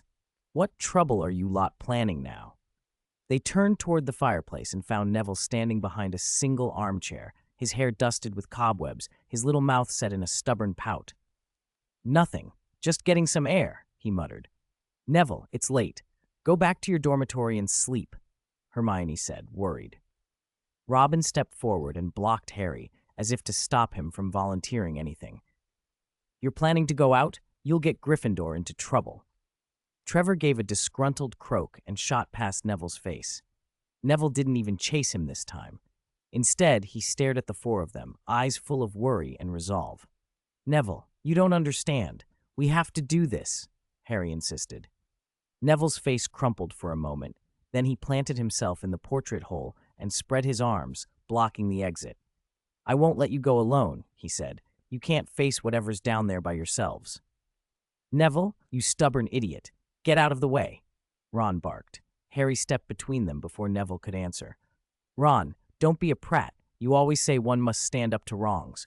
Well, I'm standing up now. We're doing this, for Gryffindor, and to stop Voldemort. If you won't support us, at least don't try to stop us. For a moment, the 4 of them froze, the sense of what they were about to attempt settling over them, terrifying, foolish, and absolutely necessary. Then, grim and determined, they began to prepare. Neville, you idiot, you haven't got a clue what you're doing, Ron hissed. Neville whipped out his wand, struck a dueling pose, and jaw set, said, Come on then, take out your wands. I'm ready. Robin raised an eyebrow. Kid, 1 against 4. Brave, but you haven't got an idea how outclassed you are. Still, Harry answered aloud, he's too much trouble. Let's handle it, simply. If he wants to duel, we'll give him a match. Robin drew his ebony wand, traced a half circle counterclockwise from top to bottom, starting at the gap on the right, swept a horizontal line, then a descending diagonal, and intoned with steady eyes, Petrificus Totalis. Snap! Neville straightened, sucked in his stomach, brought his heels together, pressed his arms tightly to his sides like a soldier at attention. His body stiffened as if made of clay. He teetered a few times and then collapsed face first with a thud. His head bounced 3 or 4 times on the floor. Ron muttered, Neville's never been the brightest. Banging his head like that won't help. Robin hurried over and flipped the rigid figure onto his back. Fortunately, Neville had no cuts or swollen forehead, only his wildly rolling eyes had turned red at the edges. Harry peered down at him and asked softly, Robin, what exactly was that spell? Oh, it's a harmless version of Petrificus Totalis. It won't hurt him, it just makes him unable to fight, Robin replied. Help me get him onto the 3-seater. The floor's too hard. Lying on it'll ruin his back. Neville's eyes widened as if to say thank you. The 4 of them lifted him onto the sofa and even threw a cover over him so a nocturnal passerby would mistake him for a sleeping student. Once Neville was dealt with, they slipped through the portrait hole, pulled on their invisibility cloaks in the corridor, and crept along the dark, moving as quietly as they could toward the staircase. The corridor was so dim they couldn't tell whether the shadowed figure leaning against the wall ahead was a statue or filch on patrol. Only when they were close did they realize it was nothing to worry about. They descended the stairs 2 by 2, fingers clinging to the banister. Halfway down, between the 5th and 4th floors, they ran into a bigger nuisance than Neville. Peeves. He stood on the landing, hands on hips, bouncing as if playing hopscotch, teasing at the stair carpets with his toes. He was clearly preparing pranks for the morning. "You little brats, don't think that just because exams are over everything's fine. I'll make you all fall to your deaths. I'll split your bottoms into 3. Who's there?" Peeves narrowed his eyes and peered upward, his grin turning into suspicion. Ron, his foot hovering 1 step higher, went pale. Those ears, sharper than Fluffy's nose. "Nothing can escape Lord Peeves' eyes, not even if you're invisible," Peeves crowed. "I know you're there on the landing. Are you a filthy ghoul, a wandering ghost, or a little brat out of bed?" "I'll tell the bald man Sir Argus all about it," he added, sneering, then flew up a little higher, crowing. Harry, Hermione, and Ron stiffened when they heard the words "little brat."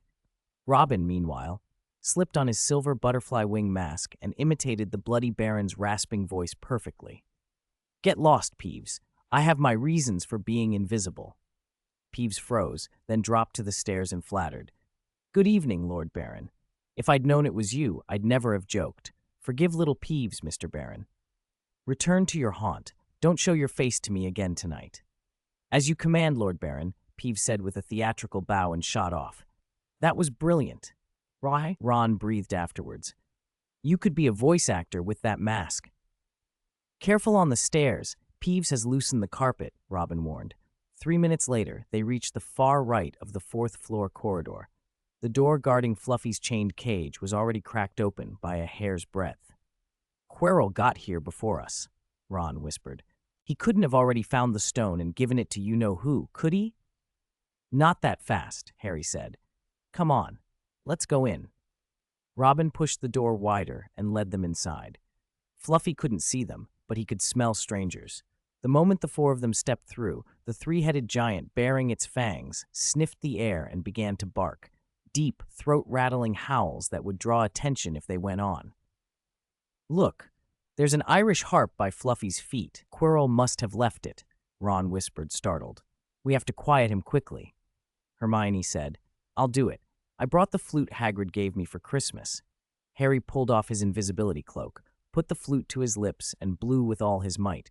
His cheeks ached and nothing came out, not a single note. "That's odd," he said. "It shouldn't be like this.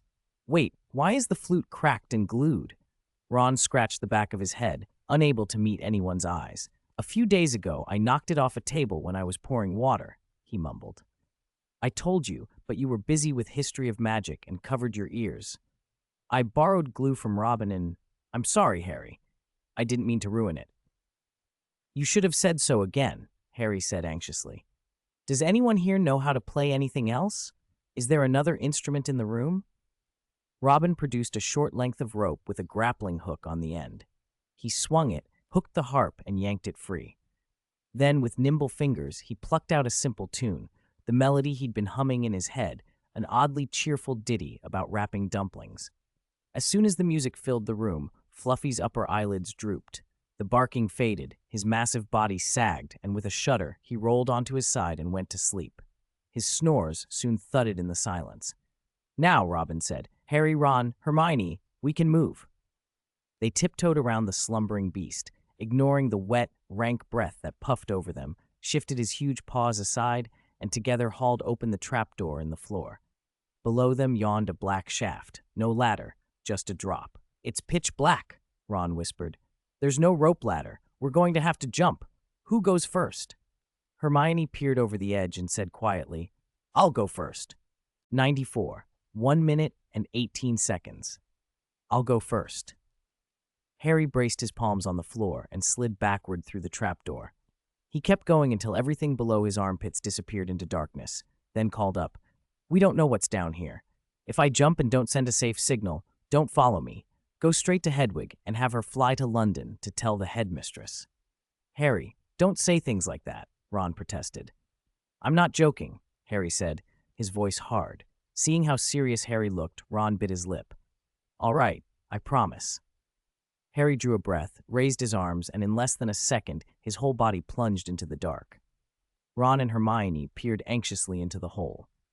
A moment later, a heavy thud came up from below, followed by Harry's relieved shout. "It's safe! There's a woven net down here. It's a soft landing." They changed from terrified to relieved in an instant. "I'll go second," Ron announced, then jumped down without hesitation. "No problem. You two, come down." Ron's voice echoed up and the others hurried. "Hermione, after you put down the harp, jump down straight away. Don't give Fluffy a chance to go mad and bite someone." "Okay," Hermione answered and disappeared through the trapdoor. Robin hung back for 10 seconds, then walked to the edge. He deliberately threw the harp away and leapt into the darkness. Cold, damp air whooshed up past his face. It smelled of mold. He landed on something soft and springy and instinctively reached out and touched the living plant beneath him. The surface of the devil's snare felt smooth and icy, surprisingly hard. The vines ranged from the thickness of a thread to the thickness of a bucket. Robin stood up and began edging toward the stone wall. Suddenly, a tendril as thick as a cauliflower snaked around his ankle and tugged hard, trying to trip him and drag him back. It pulled once. Nothing. It pulled twice. He didn't move. On the third pull, there was a flash, and the tendril was incinerated into black ash. Robin brushed the ash off himself and muttered, "You should have struck while the iron was hot," under his breath. A shout rose from nearby. "Robin, why did you use fire? There's something wrapping around my neck." "Robin, Harry, Hermione, think of something. My wrists, my ankles are wrapped too. Have we fallen into a snake pit? Idiot, it's not a snake, it's a vine." "The more you struggle, the tighter it gets," Hermione said, pressing her back to the wall. Her face was pale and red circular marks ringed her ankles. "What's it called?" "Professor Sprout talked about it in herbology." "Devil's snare," Robin supplied. "It likes darkness and damp, and it disguises itself as other plants. Its weakness is light and fire." Robin waved his wand and sent out small bursts of flame, quick, neat tongues of fire that landed among the vines. The tendrils around Harry and Ron twitched, then recoiled as if scorched. "Phew, I almost got strangled," Ron panted, collapsing onto the snare. "Get up, move to the wall. The vines will start wrapping again if we don't," Robin urged. They hauled themselves to their feet and shuffled along to the stone wall. Robin cast Lumos to hold his wand aloft and light their way. In front of them was a square patch of Devil's Snare. Behind, solid stone. To the left, there was nothing but an open drop. To the right, a sloping stone corridor led away into darkness. "We have to go right," Robin said. The four of them edged along the wall and descended the corridor. Water dripped somewhere above them. Droplets hit the stones with a steady, hollow sound. The stones along the wall were pitted and in places worn through, proof that the chamber below the trapdoor had been there for some time. After 7 or 8 minutes of walking, a faint rustle and a metallic clinking drifted from ahead. "Did you hear that?" Harry asked, cupping an ear. "Peeves?" Hermione guessed. "It sounds like wings and metal." "Maybe enchanted suits of armor with swords," Ron suggested. "Stop guessing. Let's go see." They pushed forward. 2 minutes later, a pale light glowed ahead, and they stepped into a bright room. It was about 3 meters wide, 10 meters long, and 15 meters high. The air from floor to ceiling shimmered with hundreds, maybe thousands, of tiny exquisite birds, each beating wings so fast they flashed like silver. At the far end of the chamber stood a heavy wooden door. "It's not far," Hermione said, frowning up at the swarming birds. "But will they attack while we cross? One little bird isn't much, but hundreds and hundreds of them. We'd be pecked down to bones." "Try something alive," Robin said. He flicked his wand and transfigured a small stone into a gray mouse. The mouse skittered and squeaked across the floor. The birds did not swoop down or peck at it. Seeing no danger, the four of them hurried across the room and reached the heavy door. "Alohomora," Hermione whispered, and then said it again and again, 3 times in a row. The lock did not move. On her 4th attempt, Harry and Ron shoved her aside, and between them, pull and shove, tried to force the door. The wood did not budge. They leaned against it, breathing hard. Harry and Ron straightened and noticed Robin and Hermione staring up at the birds, heads tilted. "What's wrong with those birds?" Harry asked. "They can't be just decoration." They're small and fast. I can't make out what they really are, Hermione said. Robin produced a small monocular and peered through it. Through the lenses, he could finally see the scene above them with clarity. 95. Encirclement and suppression of the silver key. The rustling and clinking up above weren't birds at all, but winged keys, each different in shape, color, nick, and size. Those aren't birds. They're winged keys. The wooden door must be enchanted. We need the matching key to open it, Robin said. But they're in the air, and there must be 300 or 400 of them. Ron lowered his head and kept wrestling with the lock. Harry scanned the room and finally spotted something useful in a corner. Look, over in the southeast corner, there are some broomsticks. We can ride them to chase the keys. Ron tossed aside the bent, twisted wire with a clang and said, helpless, "Okay, Robin's right. This broken lock can only be opened with a key. From what I can tell, the key for the wooden door should be silver gray, with a round ring at the top, a bit like a dormitory doorknob, and it looks old. That's important. Everyone, one broom each," Robin suggested. They went to the corner, each picked a broom that looked sturdy, pushed off, and shot into the air. The 4 of them weaved through the swarm of keys, reaching and snatching at them. But the keys were like golden snitches. The moment someone neared, they darted away. This wouldn't work if everyone fumbled alone. Robin braked hard and hovered. He pulled out a spyglass and swept the sky. 3 minutes later, he found it. In the southwest, a silver key with a circular top, its right wing drooping, evidently badly battered and flying less steadily than the others. There, 5 meters behind and to Ron's right, the one with sky blue wings. Ron lunged toward it, then slammed headfirst into the wall. He managed to twist and hang on to his broom just in time, otherwise an arm or leg might have been broken. It's too clever for one person. We have to cooperate. Follow my commands. Right now it's northwest, 10 meters up, Robin called. Ron, climb 2 meters, then move 3 to the left. Hermione, descend 3 meters, then move 2 to the right. Harry, go 3 meters left, then 2 up. Good, just like that. Do you see it? We see it, they answered in unison, eyes locked on the center of their circle. Excellent. Begin the maneuver. Ron dove forward. Hermione arced the other way, and the keyed target panicked, swerving and darting between them until it slammed into Harry. It turned sharply. Harry tightened his grip and followed it. Robin kept giving directions through his spyglass, calling out tiny shifts in the key's flight so Harry could time his grabs. Ron and Hermione orbited around, cutting off escape routes. 2 minutes later, Harry heard Ron shout, "Sideswipe! Hit the wall!" He did it instinctively. His broom swung, and the key glanced off the wall with a sharp thud. One wing snapped. The key spun out of control, and they finally caught it. "We've got it! We caught it! But I broke its wing," Harry panted. "It's all right as long as the notches aren't damaged," Ron said, rolling to a stand on his broom with a grin. They descended. Harry fit the silver key into the lock, turned it to the right, and with a click, the cylinder released. The wooden door cracked open a few inches. "Ready?" Harry asked, hand on the door. His 3 friends nodded. He pushed, and a pitch-black space opened before them. The moment all 4 stepped inside, dozens of lights snapped on, and the room was as bright as day. They were staring at a giant wizard's chess set. The black and white floor was a chessboard scaled for living players. More than 10 black stone pieces stood on the squares before them, backs to the intruders. Across the room, white pieces faced them. Robin stepped onto the board and toward a white piece. As he raised his foot to step farther in, the white piece came to life, lifting a stone sword and bringing it down for his toes. Robin snatched his foot back and retreated to the edge of the black side. "I see a door behind the white pieces," Robin said. "To get past, we'll probably have to defeat them." "Defeat the white pieces?" Hermione repeated, puzzled. Ron stared at the board and grinned. "Exactly. It's set up, board and pieces. We must act as the black pieces and beat the white ones until they surrender, and then that door will open." He stepped onto the chessboard beside a black knight and touched the stone horse's mane. With a metallic clatter, the knight and horse came alive. The horse pawed the floor, and the knight turned its head, its dark eyes cold. "Do my friends and I have to take the places of 4 black pieces to get to the other side?" Ron asked. The Black Knight creaked and nodded. Ron turned to his friends with a slightly worried look. We'll need to replace 4 black pieces.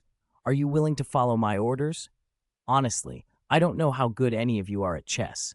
Robin rolled his eyes. That's a bit harsh. Just tell us what to do. Don't be mad. Harry, you've beaten me at chess before, Ron said, pressing on. Robin, take that bishop. Harry, be that rook. Hermione, you be that pawn. I'll stay here. The pieces Ron had pointed to slowly rotated, slid off their squares, and left 4 empty spaces. Robin, Harry, and Hermione exchanged looks and then stepped onto their assigned squares. What now? Harry asked. Ron said, once the white pieces make their first move, I'll coordinate the black pieces' strategy. Clatter. A white pawn, taller than a man, lumbered forward 2 squares. Hermione, forward 1, someone ordered. Clatter. A white knight on horseback shifted 1 to the left, then 2 forward. Knight, to your front right, 4, came the command. Clatter. A magnificent white rook slid 1 square to the right. Harry, 3 to the left. The game moved like a living thing. 1 wrong step and a piece was torn apart. After each white move, Ron sat back, thinking through options before directing the black pieces. Even so, the black side lost a major piece first, the black knight. The faceless white queen reared up, knocked the knight off its stone horse, grabbed its ankle, and hauled it off the board. 30 minutes later, the margin of the board was a pile of lifeless soot-black pieces. Ron's skill at wizard's chess was not to be underestimated. He'd taken almost as many white pieces as he'd lost. Now only a few scattered figures remained. Ron, the strategist for the black side, had his eyes shut and had been thinking for 3 minutes. Ron, have you got your move? Harry asked. Ron opened his eyes slowly, staring at the White Queen's profile with a look that was equal parts terrified and resolute. Yes, he said. If we're going to win, this is the only way. My piece has to move up and let the Queen take it. I'll lure her. No, you'll lose your life, Harry shouted. Ron gave a tired, rueful smile. Sacrifice is a common tactic in wizard's chess. We can't win without giving something up. After the Queen takes me, Harry, you jump 3 squares to the left. You can checkmate the White King. All right, Harry said solemnly. But the Queen, she's savage, Harry added, glancing at the White Queen's massive stone arms. She'll crush you. I can take it, Ron said, stiffening. We can't delay. Harry, remember, after I'm captured, no matter how injured I am, you immediately jump 3 squares to the left and finish the king. He moved forward 1 square. His face had gone pale. His hands shook. Under the pained, scared looks of his friends, the White Queen turned, stepped forward, raised a thick stone arm, and slammed it down toward Ron's head. At the same moment, Harry shouted, Ron, duck! There's a big spider dangling above you. When Ron was 3, Fred and George had enchanted his teddy bear as a joke. The toy had suddenly sprouted hairy, writhing spider legs. From that day on, Ron had been terrified of multi-legged spiders. He always froze, legs going weak. Hearing Harry, Ron crouched, clutching his head. Hermione, who had been holding a length of silken rope tied to an obsidian counterweight, had planned to swing it and wrap the Queen's arm, using leverage to change the swing. But Harry's spider ruse did the trick just as well. Seeing the Queen raise its right leg for a second blow, Hermione hissed, Ron, she's gonna grab you. Crawl to the edge. Okay, Ron said, switching from a squat to a desperate frog-like crawl, using hands and feet to scramble toward the board's edge. His long-held fear made his movements slow and clumsy. The White Queen slid closer and caught him.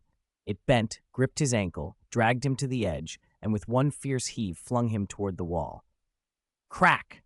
An ankle shattered. Thud! His back hit the wall. Ron, are you all right? Harry called, panic in his voice. Hiss, I'm not dead, Ron groaned. Hermione, quick, move. Okay.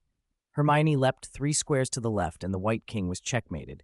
The king lifted his crown, clanged it at Hermione's feet, and the remaining white pieces bowed and slid away to either side, including the Queen. A path opened to the wooden door beyond. Ron slumped against the wall. Hermione stepped over and, under the pretense of checking him, quietly used a super healing charm she'd learned to cast, uncomplicated rapid mending, enough to stabilize his injuries. No serious internal damage, she announced. Get up, dust yourself off, and come with us. We don't have time to hang about. My head hurts, my back, my ankle, everything, Ron panted. Don't wait for me. Go on. If we dawdle, Quirrell'll get the stone. Harry looked at Ron's face, windswept, smudged with stone dust, brave despite the pain, and felt something hot and grateful. "All right," he said, squeezing Ron's hand. "Stay here. Don't move. We'll come back for you when we return." "Okay," Ron whispered. Harry, Ron, and Hermione passed through the door left clear by the chess pieces and hurried down the long corridor beyond. "There are 3 more challenges ahead." Hermione mumbled as they walked. "How do you know?" Harry asked. "A bit of deduction," she replied. "Hagrid said 7 people set up protections for the stone. Fluffy was Hagrid's, Devil's Snare must have been Sprout's, the flying keys were probably Flitwick's, and making giant living chess was McGonagall's. That leaves Quirrell, Snape, and Dumbledore. I'm guessing the next one will be a troll, only much bigger than the one in the girls' bathroom." "You're half right," Harry said, as Ron pushed the small wooden door at the end of the corridor wide open and a foul stench hit them. They covered their faces and ran to the doorway. What lay inside froze them. There was a troll, its body twice the size of the Halloween troll they'd met earlier. On the top of its small, pea-like head was a wrist-thick hole gushing dark blood. A large pool had spread across the floor. "Is it dead?" Hermione whispered, hiding behind Harry. "Yes," Ron said, stepping forward despite the smell. "It's dead.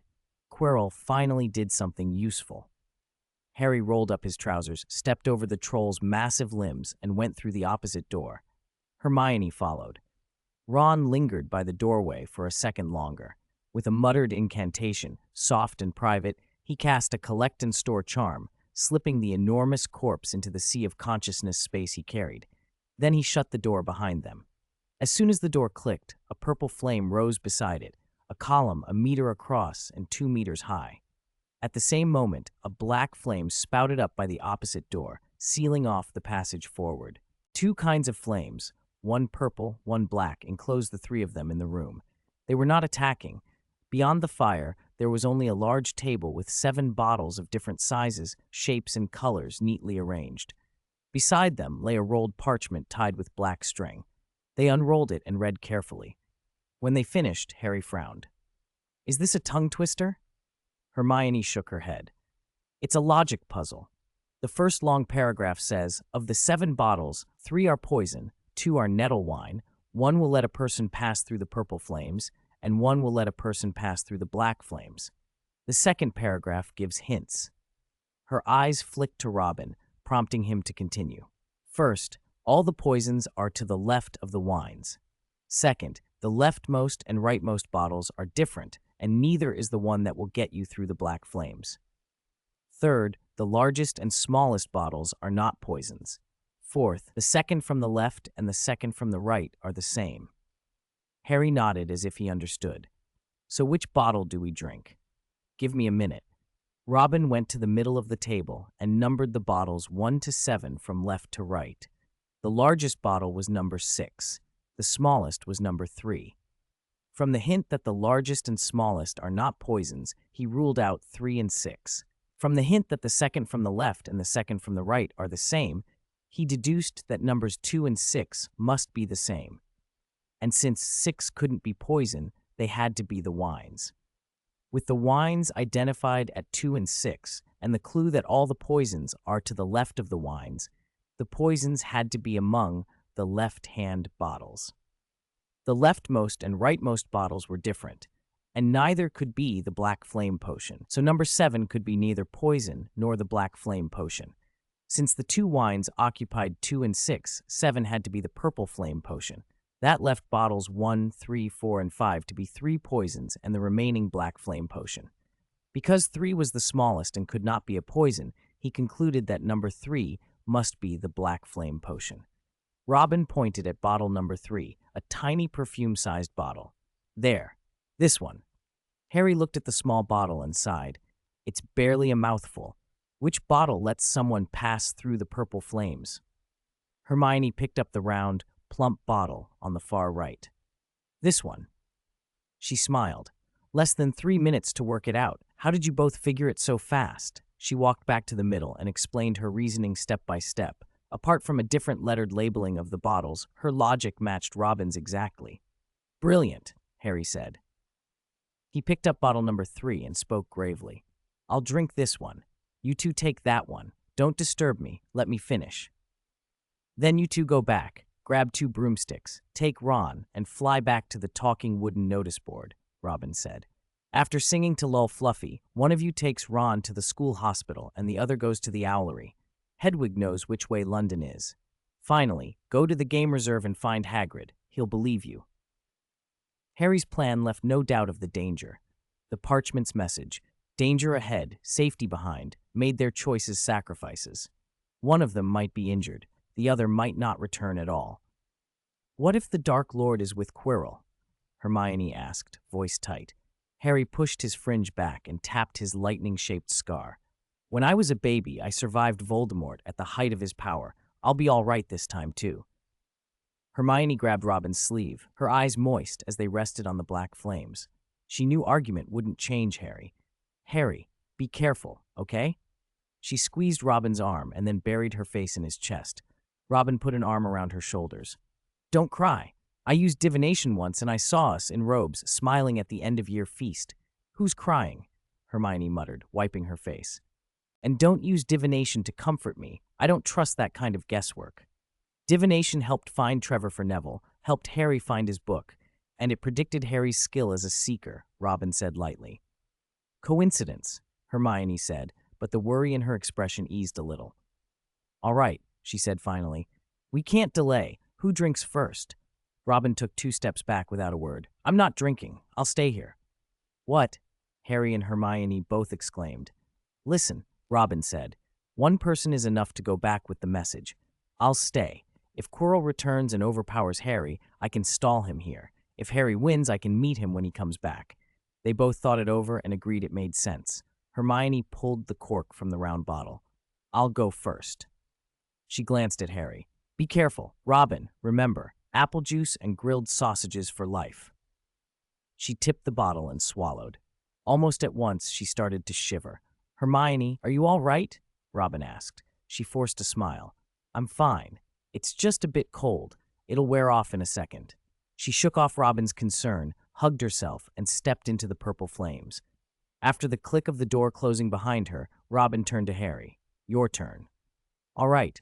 Harry walked to the black flames, steadied himself, drank every last drop from the tiny bottle number 3, and then ran at the black fire with everything he had. In a heartbeat, he was gone, leaving Robin alone in the room. Robin sat on the edge of the table and toyed with the 3 bottles of poison until he made a decision. He mixed their contents into a large glass bottle, chanted a spell, and stored the poisonous concoction in his sea of consciousness, an inner space, so it would be safely out of the way. Then he jumped down from the table, held out both palms, and conjured 2 balls of flame, one red, one yellow, and hurled them at the black fire. The black flames reacted like an accelerant had been thrown on them, leaping 3 meters higher. A rolling wave of heat forced Robin back 2 paces. He hadn't expected such a fierce response. He thought fast for another option and took a gamble. He cast a protective shield in front of the doorway and began slowly drawing the air out from within it, trying to suffocate the flames. For a minute, the fire visibly waned. After 3 minutes, it had returned to its original size. After 7 minutes, Robin's arm burned, and a heavy suction tried to pull air back through the pores of the shield. He did not want his effort to be wasted. Calling on the mountain giant's strength skill, he gave one final massive pull and forced a slab of air free. The wall of fire grew listless and dim. Robin then activated the silverfish spirit insect's indestructible skill, took a running start, and plunged through the protective shield toward the door. Is your brain damaged by fire too? Gray flames licked at Robin's skin, but he felt neither heat nor pain. The haze of smoke and flicker swallowed his vision for a moment, but he pushed on. In an instant, he burst through the fire door and into the final chamber. The door stood like a castle gate, with a dozen stone steps leading up to it. Robin stood at the top and looked down. Harry was bound with ropes on the floor below, and Professor Quirrell was leaning over the surface of the Mirror of Erised, talking to himself in a dusty, excited whisper. Dumbledore used magic to hide the Philosopher's Stone, Quirrell muttered, caressing the mirror's surface. This mirror is the key. He's not as clever as everyone thinks. I used a little trick, a forged Ministry of Magic letter, to get him away. I see it. It sparkles like a jewel. I will give it to my master. My master will be reborn. He will rule the world, and he will grant me terrible power. Those who humiliated me will die in agony. But where did that old fool hide the stone? He added, then stared at the mirror in frustration. I don't understand. Did he hide the stone inside the mirror with an undetectable extension charm? Maybe I should break it. Quirrell conjured an iron hammer and smashed it against the mirror with ringing clanks. He struck the glass more than a dozen times. Not a scratch appeared. He threw the hammer aside and sank to his knees. What good is this cursed mirror? Master, please guide me. A hoarse voice suddenly echoed from above the back of Quirrell's turban. Use him. Use the boy at the entrance. Quirrell turned and, under the whispered command, faced Robin. Lestrange, Quirrell said with a sneer. You are late. I expected you sooner. Quirrell, put that rag with the 2 holes over your pockmarked head. All those purple centipedes. I feel sick just looking at you, Robin replied, voice full of mockery. Quirrell's face went hard. The memory of the night he was burned in the Forbidden Forest flared behind his eyes, and he snapped his fingers. Several ropes, thick as iron bars, wound forward like serpents and coiled around Robin. They pulled him violently toward the mirror. Quirrell stepped behind him, grinning. Robin twisted and flung an insult back over his shoulder. You reek! When's the last time you washed your hair? Quirrell's turban shifted. The thing at the back of his head was there, silent and controlling. I will not let you insult, Quirrell began, but Robin cut him off. Quirrell planted both hands on Robin's shoulders and forced him to face the mirror. Breath heaving, teeth clenched, he hissed. Lestrange, look carefully into the mirror and tell me what you see. Tell me where the Philosopher's Stone is hidden. If you lie. Robin gave him a bland look. Among the 3 humans and the creature tucked under Quirrell's cloth, only Harry could possibly get the stone by the rules Dumbledore had set. Dumbledore's enchantment on the Mirror of Erised meant that only someone who wanted to find the stone but would not use it could receive it. Quirrell and his master wanted immortality. Robin wanted to toss the stone into the grid to speed the evolution progress bar for magical creatures. So the only true candidate was Harry. Robin kept that to himself and played his part. Come on, what did you see? Quirrell demanded, growing impatient, claws of excitement showing in his voice. Robin sighed theatrically. Do you really want to know? Tell me now. If you hesitate, I'll dislocate your arm. Quirrell tightened his grip and glared. Robin shrugged and said in a winding, deliberately slow tone, I saw a black curtain. A curtain as black as your heart. That's all. Just a black curtain. And, anything else? Quirrell pushed. Every hair on Quirrell's arms prickled. He leaned closer, his voice trembled. Robin turned his head and fixed him with a look of mixture of pity and incredulity. Did the fire cook your brain? Robin asked. I said there was a black curtain over the whole mirror. When I look, all I see is black. Nothing but black. Do you understand? Quirrell's face twisted at the condescension. He forced Robin's head harder toward the glass. Liar. Look again. If you lie, I'll tear your face. Robin's expression changed. The mirror's surface wasn't uniform black after all. A tiny speck, the size of a sesame seed, glowed crimson. Light bled from that pinpoint, and it grew. The red dot swelled and swelled until it was the size of a walnut. Then it shot out of the mirror with a faint whoosh and struck Robin between the eyebrows. It fell to the stone floor, bounced 4 or 5 times, and rolled to rest on the edge of a step. The Philosopher's Stone, 3 voices, Quirrell's hoarse roar, Robin's sarcastic shout, and Harry's desperate cry, sounded together. Master, look, it's the stone. I have completed one of your commands, Quirrell whispered, tears of ecstatic triumph suddenly in his eyes as he lunged forward. Harry, still bound, scrambled too, tugging weakly at his ropes. Get it, he panted. Quirrell's short legs carried him faster. He reached the step first, stooped, stretched a trembling finger toward the clear, ruby-like gem. His dark purple fingertip was almost touching it, about 1/10 of a centimeter, when the stone vanished with a soft poof. Quirrell staggered back and hit the steps hard, nose bleeding. Lestrange, what did you do? He spat, scrambling to his feet, wiping blood from his mouth. Robin raised one eyebrow and shook his head innocently. He hadn't touched the stone. Quirrell felt the sharp, sickening drop of hope turn to dust. Where did you put it? Quirrell demanded, fury bleeding into panic. He pressed, sniffing, desperate.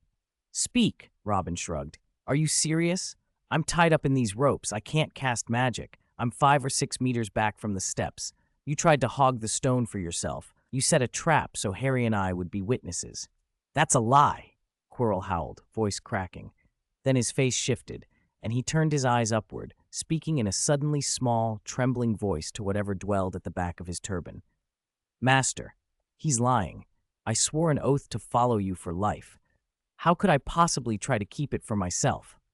The chamber hung between triumph and suspicion, the stone gone, and the mirror reflecting only the three of them and the thing that had ruled the night. 99. The village bully is actually a talkative person.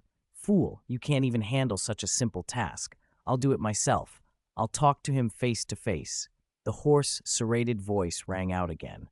"Master, but your stamina hasn't recovered yet." "I still have enough stamina to talk. Do as I say." "Yes, master." Quirrell slowly reached up and untied his purple turban. When it fell to the floor, he sneered and turned. The back of his head was painted with a face, terrifyingly pale, as if smeared with putty. Crimson eyes burned from its sockets with a hungry ferocity. The nose was like a snake's, no bridge or tip, only two narrow slits. Even knowing Quirrell was possessed by some village tyrant, Robin Lestrange felt a prickle of revulsion at seeing that extra face. "Robin Lestrange, Harry Potter." The painted mouth whispered, "Look what I have become. After that great war, I lost my body and my magic. I became a wisp of shadow and steam. Only by sharing a body with others could I briefly take physical form. But some understand the truth of our times and are willing to offer me their souls and bodies. Unicorn blood restored a little of my energy once, but that is nothing compared to my peak. Once I obtain the Philosopher's Stone and brew the elixir of life, I will forge a powerful, magic-filled body that is uniquely mine." "All right, Lestrange, where did you hide the Philosopher's Stone? Tell me." Robin suppressed an eye roll.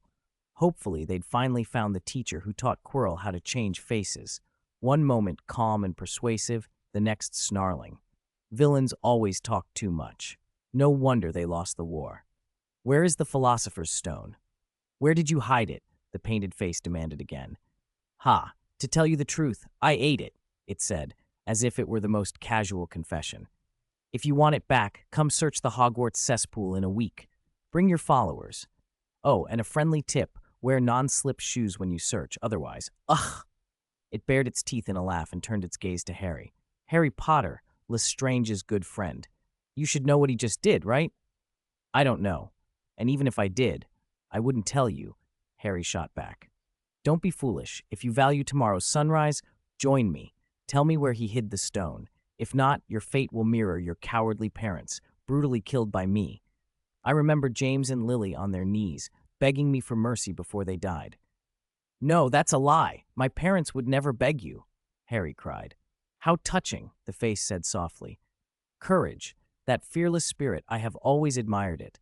Indeed, Potter, your parents had that spirit. Your father, James, fought me with his half-crippled body until he died. Your mother, Lily, shouldn't have died, but she protected you desperately. And so enough. Tell me, what trick did Lestrange pull? You won't get anything from me. You two are insufferable. Quirrell, use the Veritaserum you prepared ahead of schedule. Seize Lestrange." "Yes, master." Quirrell stalked toward the Mirror of Erised, sneering. Harry had been shielding Robin, moving frantically between him and Quirrell. Robin, touched, urged Harry aside to keep him from being caught.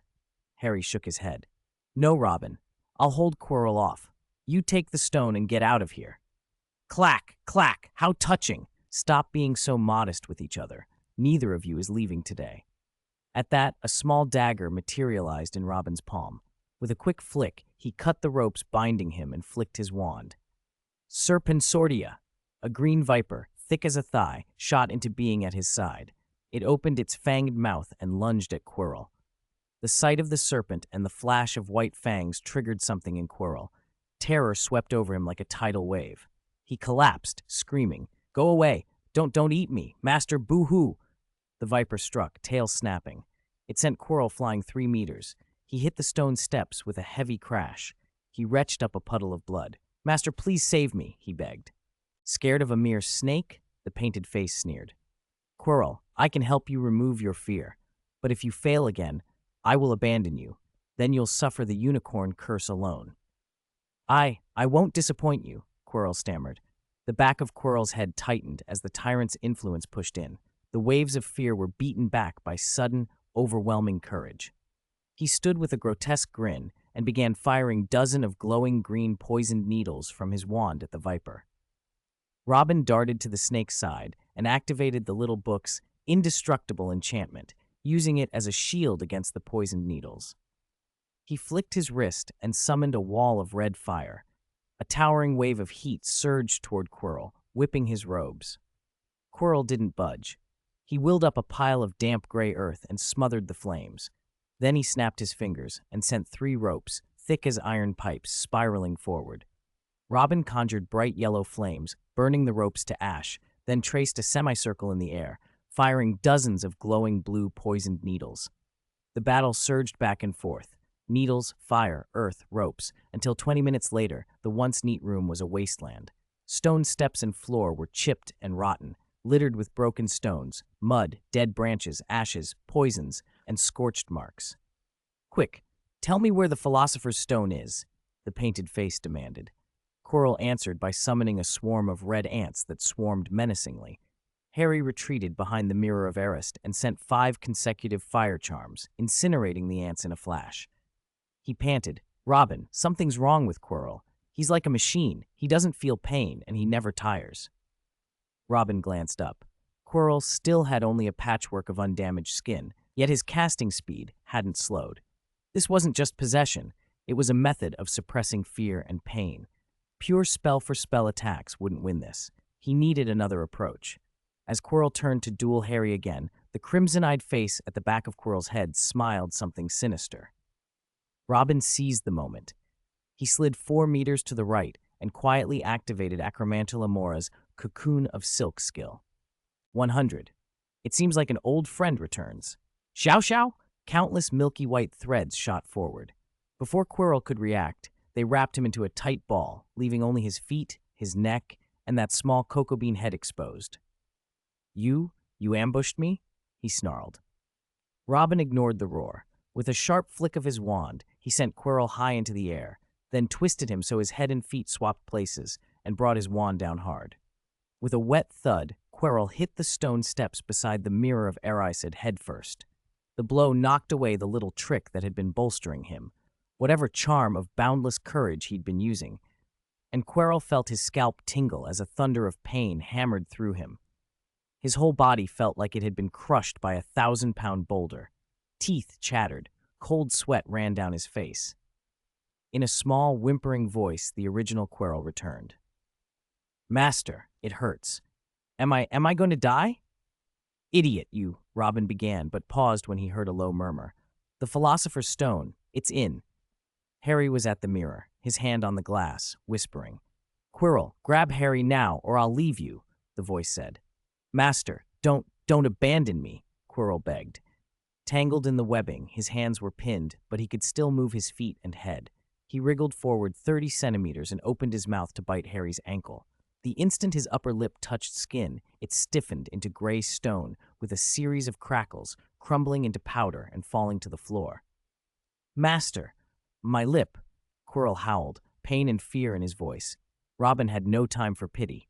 Never mind that. He just blurted about the Philosopher's Stone to the mirror. He knows where it is. Grab him. Robin's tone left no doubt. He didn't care for his followers' suffering. No wonder, thought Harry, why the Malfoys had turned on him in the final battle. Harry, Quirrell hates being touched. Roll up your sleeves, climb up, and touch him everywhere. Harry jumped at once.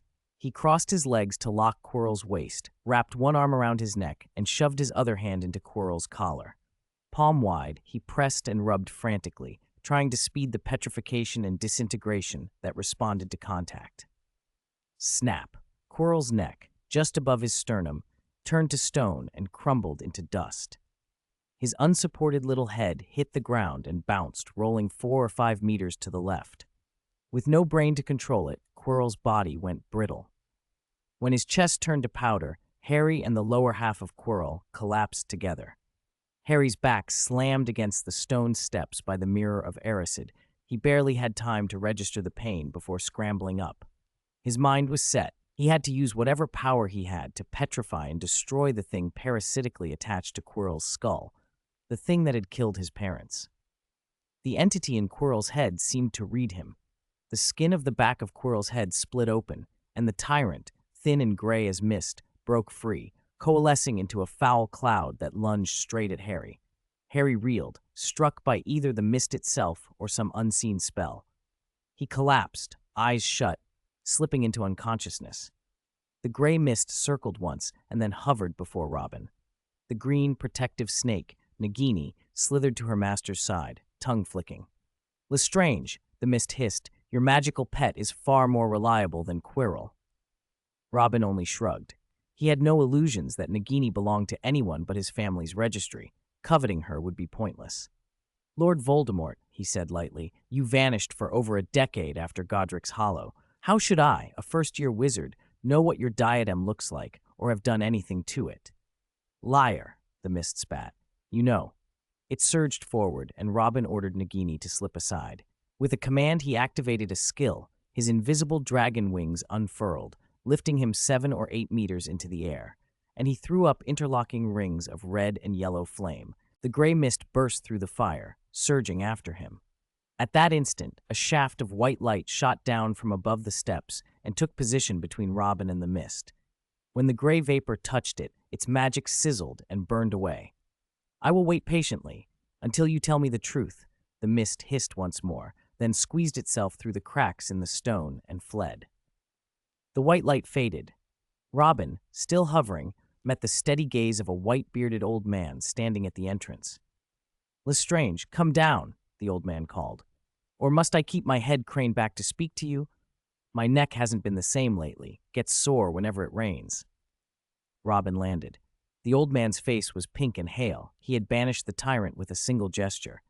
Robin's mouth moved. Finally, he said, "I'm sorry." "Sorry," the old man replied with a smile. "I should be thanking you. You and your friend braved every danger and together defeated Quirrell. You stopped a terrible thing from falling into evil hands." As he spoke, the old man kicked away rubble and descended the steps.